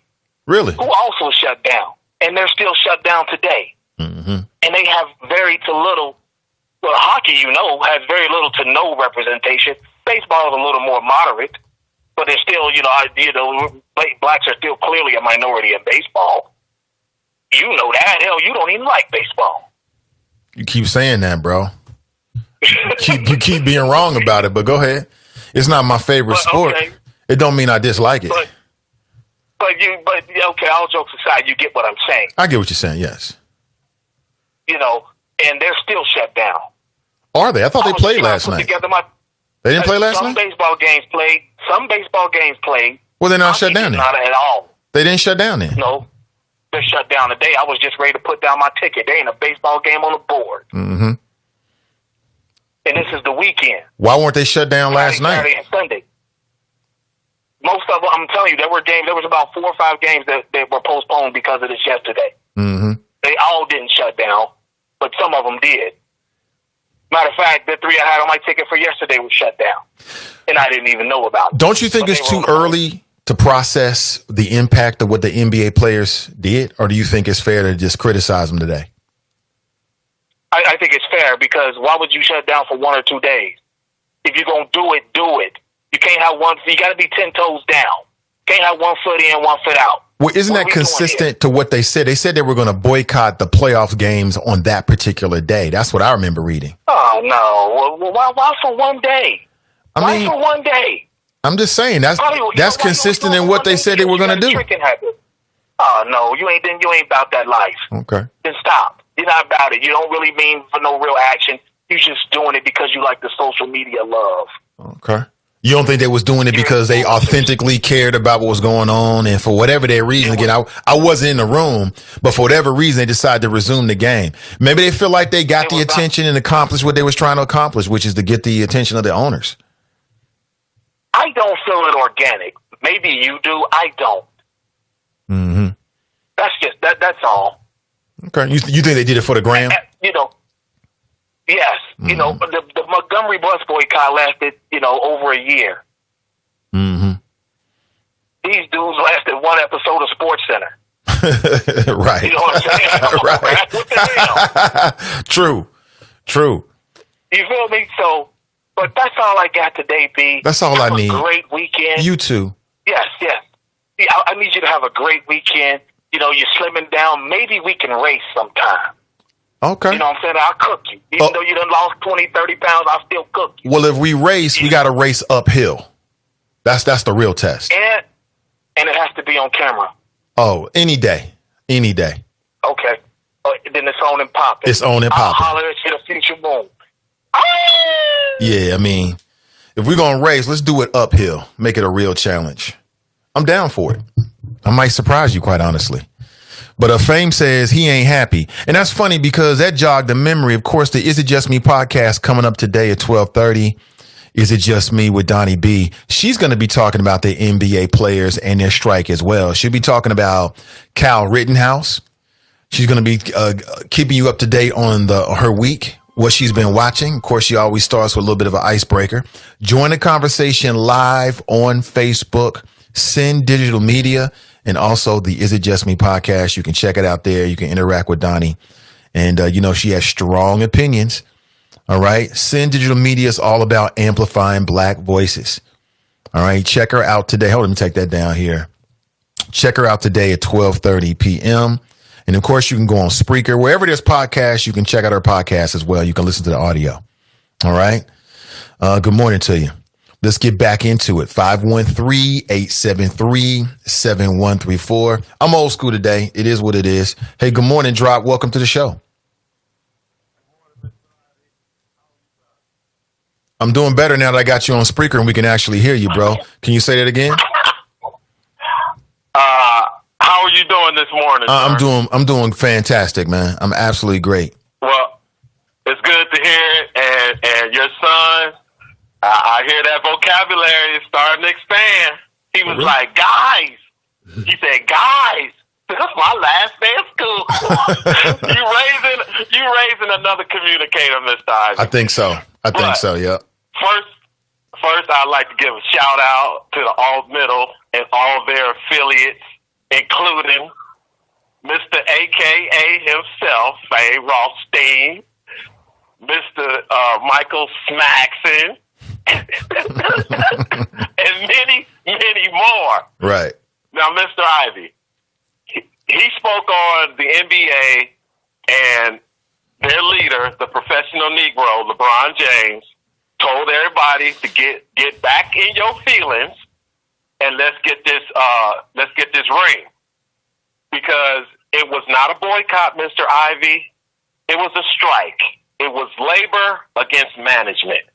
Okay? So let's call it what it really was. Okay. That's fair. And again, Mr. Ivey, it's a lot of people in the league that are just taking a knee for money. Now, again, this is America. I ain't trying to be in nobody's pockets. You know I'm a capitalist. And you get out there, you make that money, you build your brand, and you do what you got to do. But the game should resume tonight, and everybody will be excited. But the reason I called Mr. Ivey was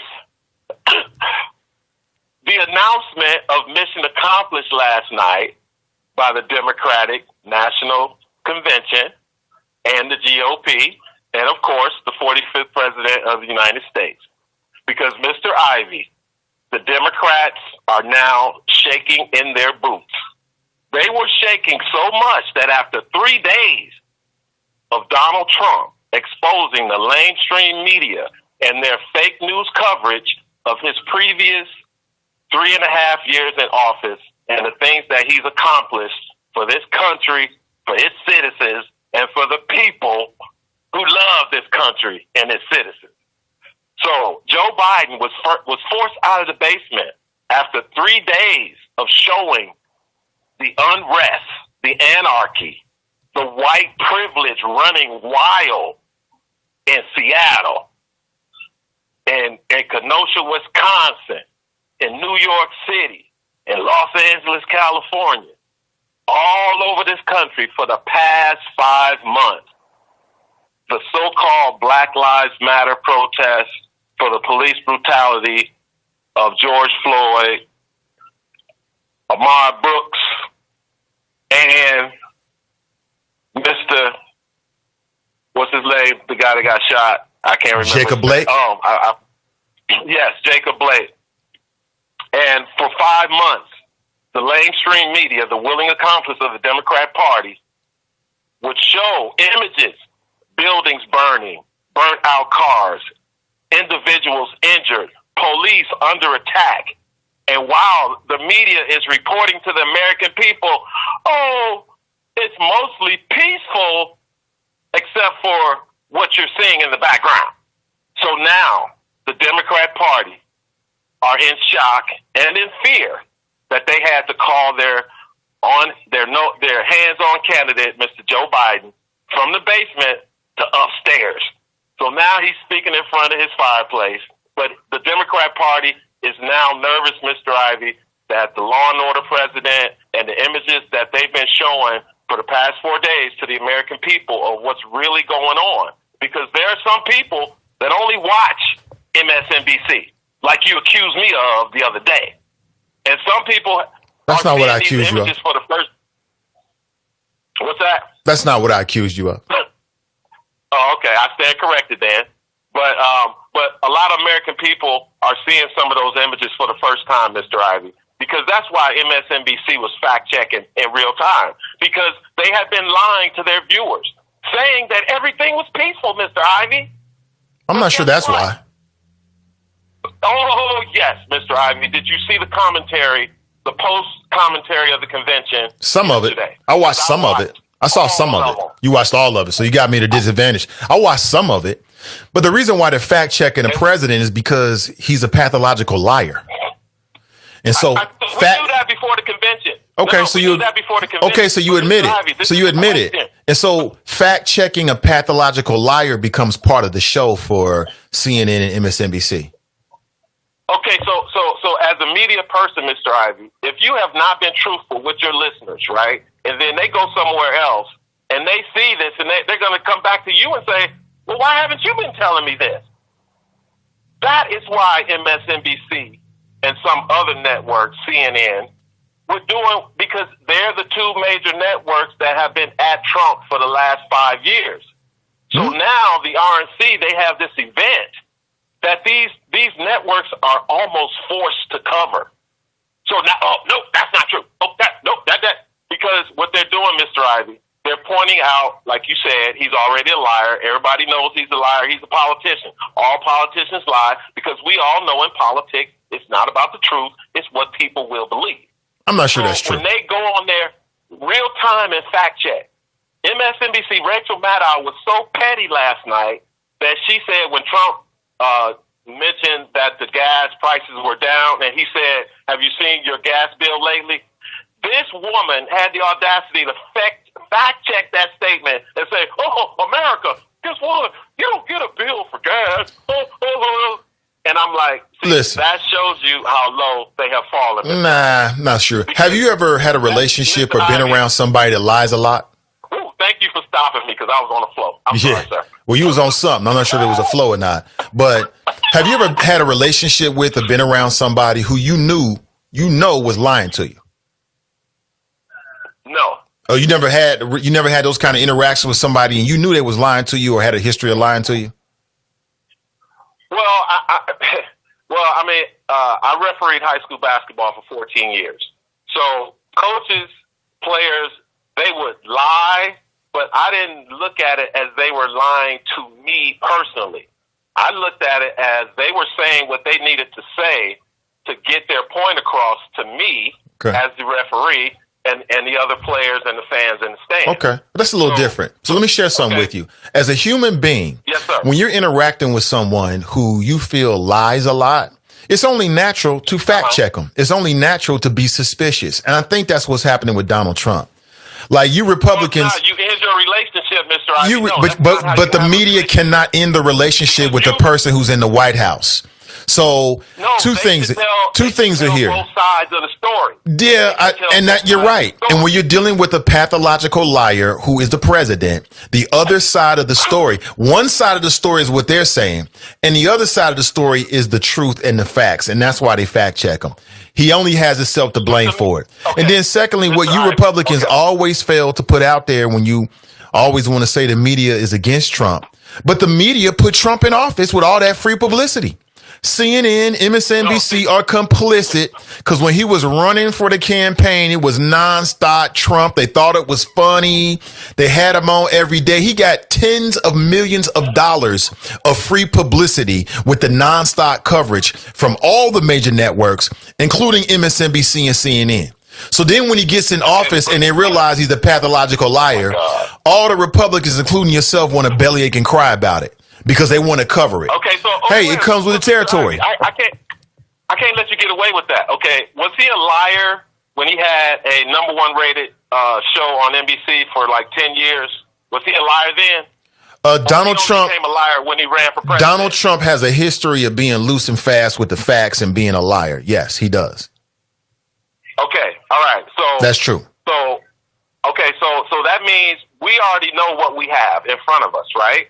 Right. So if I already know that this, like you said, if you have a relationship with someone that's a liar, either you end the relationship or you continue the relationship knowing that the person is not going to be truthful. Right. So you already know I'm not going to believe anything he says. There's no reason for me to fact check because I'm assuming he's a liar. Everything comes out of his mouth. There is a reason for the news to fact check because the news has a different responsibility.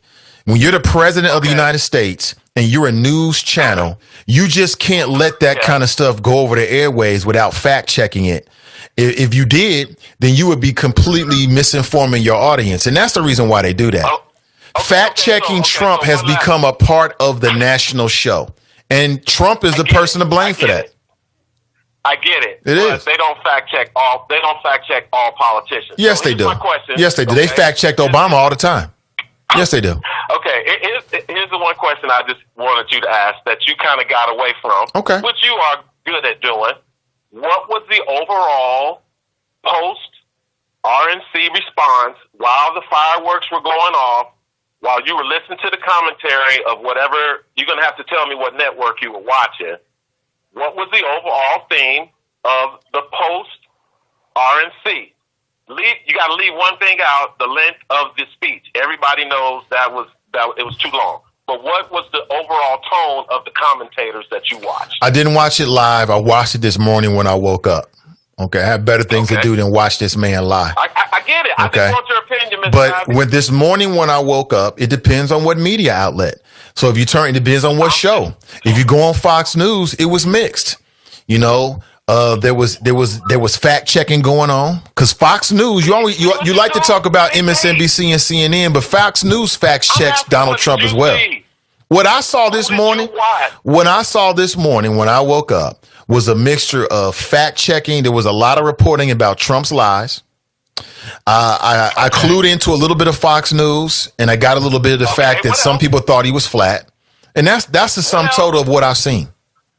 Okay, so let me bring this to your attention because sometimes, please do. You know, the eyes cannot see what the brain does not know, or the ears cannot hear what the brain does not know. Okay, Mr. Ivey, the thing that I saw across every network that I watched, the law and order theme of the violence in all these cities, and then the most recent was Kenosha, Wisconsin. That's small town America, Mr. Ivey. That's not New York, L.A., no, or Baltimore or Chicago. This is Kenosha, Wisconsin, Mr. Ivey.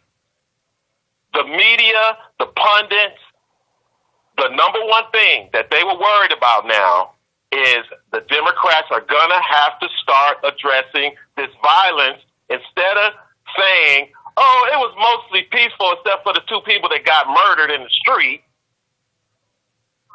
That is the one thing. And then the second thing was all the black people that appeared at the convention over these past 4 days with real stories, real concrete tangibles that they found within the Republican Party, the GOP, when they decided that... What black people are you talking about? Are you talking about Ben Carson? See, why do you always... What black people are you talking about? With that? Well, what black people? Well, what policy? Well, what black person? You talking about the black female that's running in Baltimore?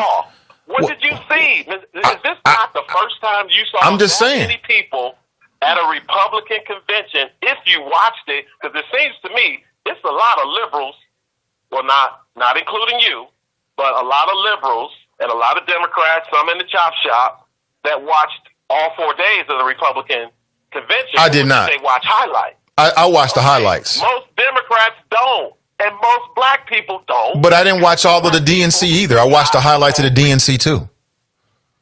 I get it. Yeah. But all I'm saying, Mr. Ivey, all I'm saying is that the whole law and order thing is now starting to catch. The polling is starting to close tighter. Obviously, we're getting closer to November. Fear-mongering. Still 2 months away. And Donald Trump, this is the last thing I'm going to hang up.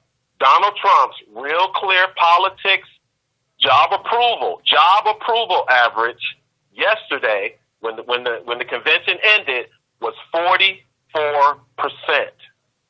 44%, Mr. Ivey.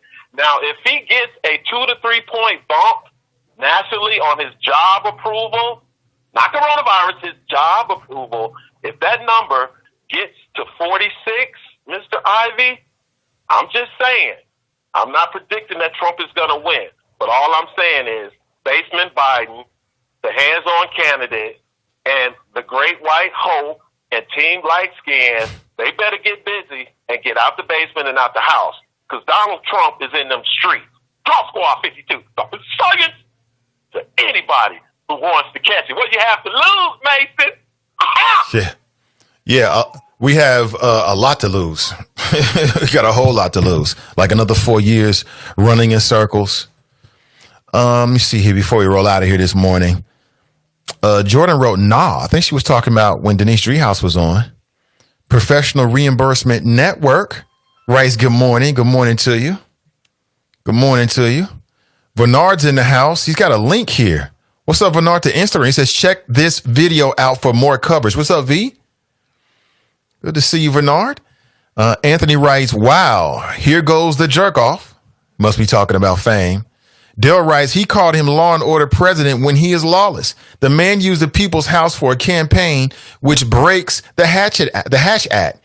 I think it's interesting. I mean, Trump's campaign is all about fear mongering. It's not about real policy. It's about fear mongering and a whole bunch of lies. He told a whole bunch of lies last night about what he did. And he's still riding on the coattails of Barack Obama. It's undeniable. But the fear mongering comes in where they say, well, all this violence is happening in Democrat controlled cities that are in Republican controlled states, as if the cities are sort of silos that operate all by themselves, as if there's no relationship between these particular cities and in a lot of cases, Republican majorities in those particular cities. So in Ohio, they do the same thing. They'll say, well, Cincinnati has been Democrat controlled, but the state of Ohio has been Republican controlled. What are you talking about? And they want to make it seem like Black Lives Matter or Antifa or whoever is the new, boogeyman du jour, right, is going to knock on your door and steal everything you have. It's all fear mongering.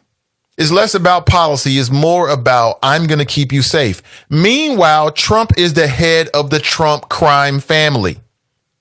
Trump wants you to focus on what's happening in the streets and not what's been happening in his government. All the people who have either been convicted and or are in the process of some kind of legal problems. People close to him. Campaign advisors. So how are you the law and order president But there's no law and order inside of your own cabinet. Here's a man who was openly working with a foreign power just to get elected. But he wants to talk about law and order. I can't see it. I'm sorry. I think it's hypocritical in my opinion, but that's just me. Let me go back to the phones and say good morning. Hey, good morning. Welcome to the show. Good morning, son. How are you? I'm doing great. Mom, I'm on the air. Well, call me. I will call you. It's my mother.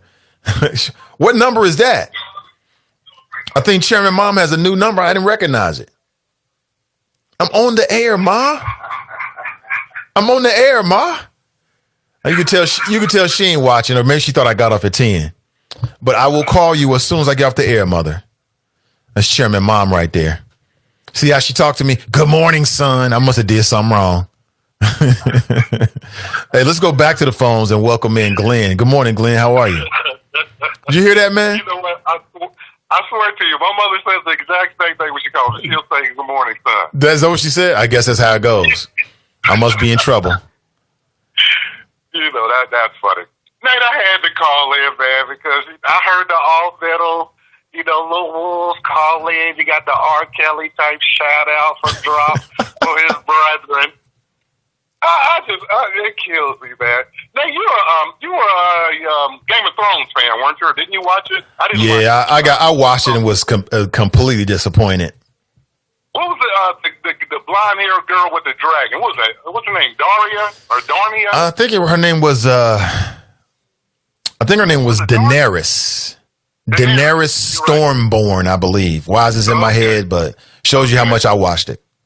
Well, when I listen to Drop and Fame with his polyamorous, toxic, masculine, bubble coat for real looking ass talk about, for whatever reason, I rent space inside his head. But just like her, what does she say when the dragons need to burn down something? She says Zakari, and she just, and all you hear is, just dogs just scalded all over the place. Right. And of course, I watched the RNC convention. Just like I watched the DNC convention, and and I posted it on Facebook. I was giving little bullet points out there. And last night, I put it out there. The RNC convention showed the same 3 black people like 6 times within an hour, Nate. The same 3 black people. It was probably Drop and Fame and the rest of those little Gilligans. Matter of fact, they were over on the side like a hockey penalty box. You could have called it Gilligan's Island. That's what I saw last night. You talk about the fear-mongering. The only thing worse than the fear-mongering from the RNC convention is that you got busters out there like Drop, supposed black people doing the cheerleading for them. What you're saying is no different than the Southern political strategy that Nixon played, that Reagan played. Trump loves Reagan. He loves, he wants his own little, attorney general that'll just take care of things the way Nixon had.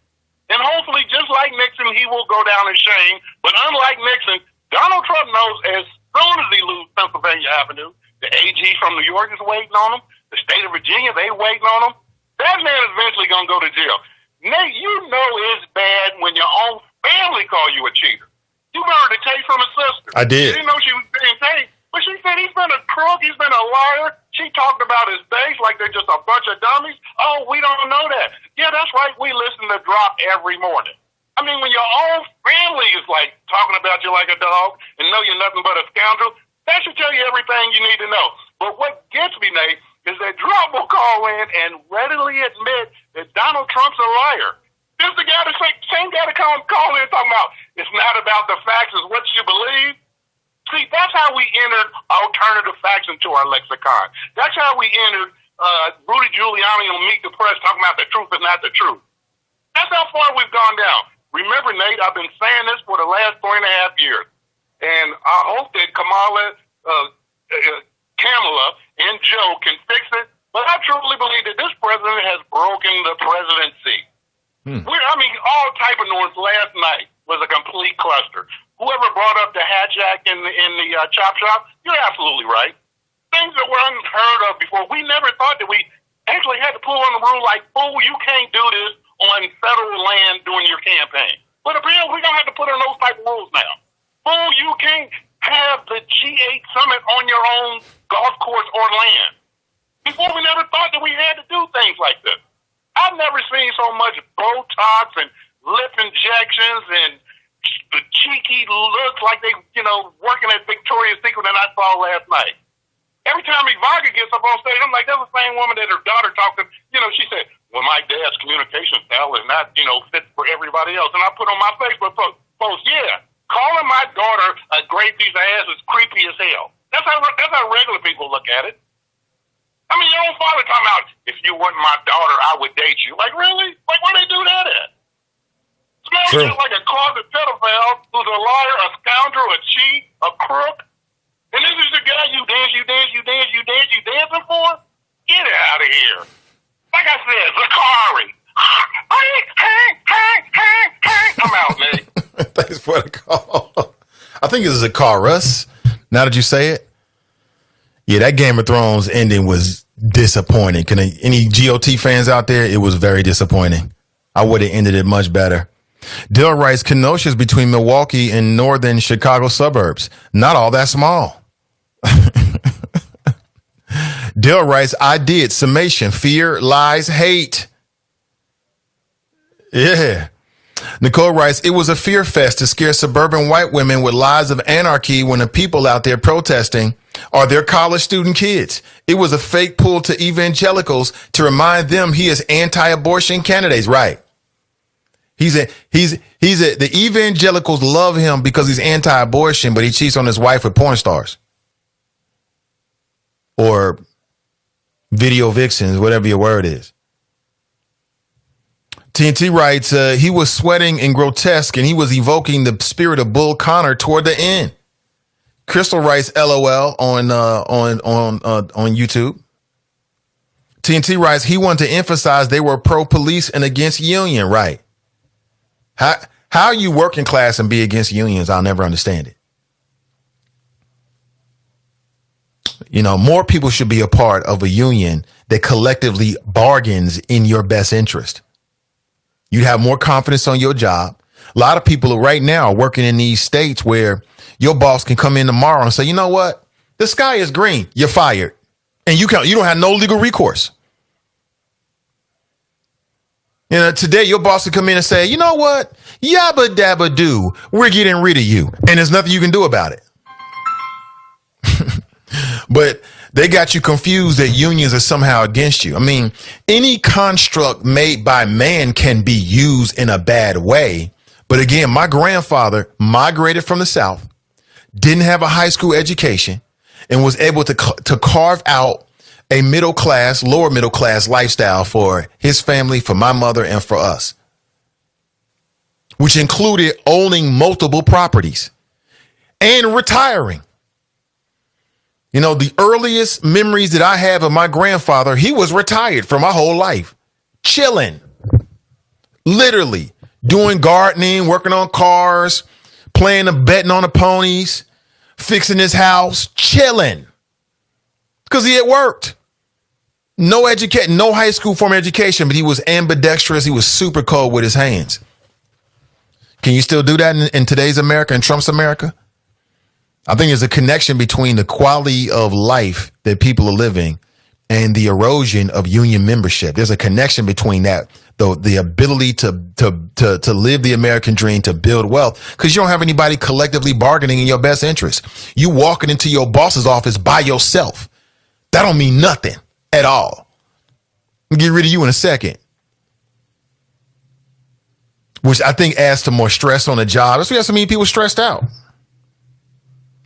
I'm not saying there aren't some issues. I'm just telling you what's going on here. So when I watch the convention, some of it's hard to watch because I see people who are being misled with propaganda to work against their own best interests. It's quite amazing. But let me go back to the phones. Hey, good morning. Welcome to the show. Morning, Nathan. It's Kev on the cell. Hey, what up, Kev? Good morning. And I endured drop today. There's a certain level of, there should be a certain level of respect here on these airwaves, man. We, the people that listen to your show, as you have said numerous times, are not mis or uneducated people who have no bearings of common sense. Although common sense is not so common anymore. We do know that for a fact. But, bruh, everything you're saying is true. And what's hilarious is the guy that claims he's about to bring back all the jobs, to, the manufacturing jobs and things like that, is the number one union buster in the world. Like, he's looking to bust every union. That would be that's a wet dream for the man. You know what I mean? So, you're going to bring back manufacturing jobs but pay us what they pay in China? Come on, man.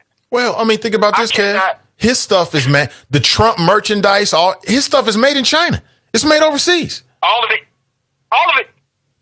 No, they said he switched. Some of it now in Taiwan and Singapore. So, just now all of it is in China. But it's not made in America. None of it's right. Made in America. So anyway, I endured the speech as much as I could. I had them gag moments like every other sentence, man. DJ Trump, who spins the wackest hits. You know what I'm saying? Right.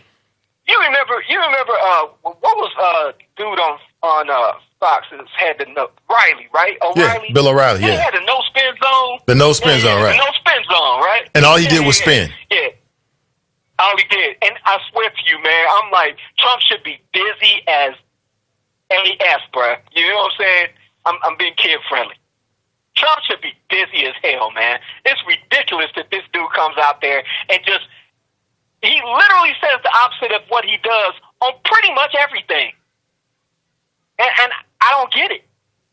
There were throngs of people out there in that audience, man. Right? No masks. What? You got so much money that you think that you're immune to viruses? Money don't make you immune to viruses, man. Viruses don't care if you got money. Can't cash your check. So you can't pay it off. You know what I'm saying? What do you think the fallout is going to...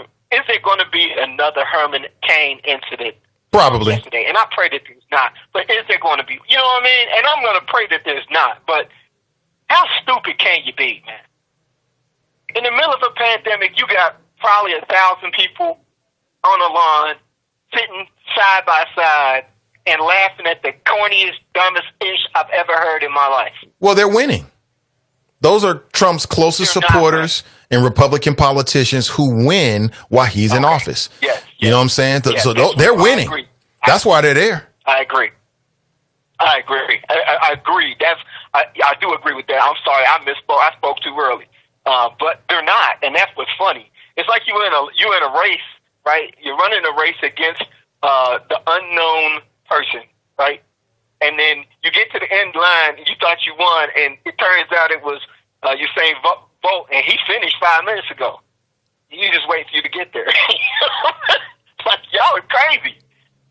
I can't get dropped at all no more, man. I mean, this thing about the Democrats, I think it's run its course, Nate, man. I'm just like, and I know you enjoy the guy and you think he's authentic and everything, but it's gotten to the point where it's nauseating. It's a different opinion, man. I mean, drop represents a different opinion. It is what it is.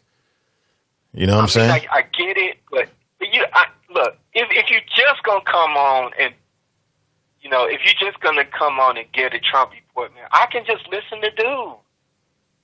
You gotta have something fresh and new, and you know what I mean. It's the Trump report filtered through the mind of a black Republican. That's what it is. That's not what's happening. It's the Trump report given by a black Republican exactly as Trump gives it. If I want to hear that, I could just listen to DJ Trump. I get all the spin from him. I don't need a new DJ, man. I don't need another DJ. I got the DJ. He's already spinning the wackest hits. So I don't need another one. That's like having two DJs in the same dance place playing the exact same music. It all comes out the same, man. It might be a little bit louder, but still gonna be the same music. I want a diverse opinion that supports that guy, right? If you're gonna come with it, then you're like, man, this is why, blah blah blah, because he ain't say this. This is different, but it's still a great reason. I don't know. Anyway, the weekend is upon us, man. Yeah. And my biggest call out right now is, there's all this positivity that's going on with what's happening with caseloads dropping and deaths dropping and all of that. But we can't take our eye off the ball, man. Weekend after next. I'm going to say it the way I feel. Okay, so if I offend somebody, you should be offended, and that's probably the way it goes. Okay. But, dumbasses, excuse my language, but dumbasses are going to go out there on September the 7th, I think is Labor Day, right? Yeah. And they're gonna do stupid things like not wear masks, do the stuff that you saw yesterday that the president did at the end of his speech, have all those people there, just moving on with your mouth wide open and spit in the air. It's not a good idea when there's a virus present, right? So folks are gonna take their eye off the ball because of all this positivity. And my hope, desire, request, whatever you want to say, is for the people that are in this audience, don't do that. Oh, they won't. Like, I will appreciate, I'll appreciate next year listening to the show. We're going to hit all our benchmarks, right? And everyone that's listening today still be listening a year from now. You know what I'm saying? God willing. So, yeah, just folks, I don't care what you hear out there, man. Don't believe the hype. There is a virus. It's still present. We get ready to go into flu season, which is going to make it even worse. But, even before that, it's going to have a great time. Enjoy. You know what I'm saying? Get with your family. Do whatever you do. All of that. But stay safe while you're doing it so that, 3 weeks from now or a month from now, we're not hearing that, such and such is in the hospital with COVID or, laid up at the house with COVID or whatever. But great show as always, man. Drip 52. You ever play 52 pickup? No. When you was a kid? No. I did. You just throw the cards in the air and then you pick them up. It's a dumbass game, man. Is that how you play? I never knew. That's how you play. You throw the cards in the air and first person to pick up the most cards wins, right? It's a stupid game, man. And Drops out here, when every time he says his name, man, I think Drip 52, I think, he's playing dumbass childish games, man, at a time when there is no time for that mess, bro. It's too much going on, and we got too much to lose. Really, that other guy, and I said his name like 4 times. Damn. I had to put $1 in the swear jar. Yeah, we there's no time for games right now, man. All right. We got to get back to serious. Appreciate you, bro. Appreciate you, Kev, on the cell. He says, be blessed if you missed that. Listen, hopefully you will have a great Friday. All right. Hopefully you're going to have a great weekend. I'll catch up with you Monday morning. Coming up later today at 12:30 p.m., the Is It Just Me podcast with Donnie B. And then, of course, you got the ladies with the Dope Chicks Collective coming up on Sunday at 1 p.m. And you can watch it all live on Facebook, CIN Digital Media, CIN Digital Media. If you're a digital media creator, meaning you're doing Facebook Lives or live streaming, again, I invite you to post on our page as well, and I will help promote what you do. No strings attached. My interest is I want to curate and promote and schedule what everyone is doing. I see all these great podcasts and stuff, but we don't know what time you want. So help me help you, and you can post there.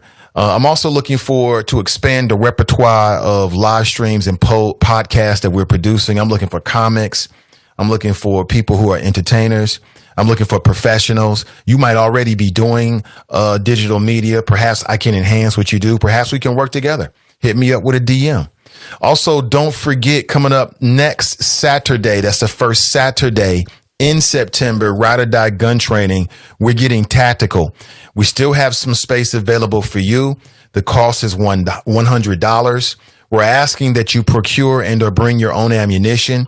If you'd like to come and you don't have ammo, you can purchase it from the folks from Ride or Die the day of, but we need to know in advance, okay?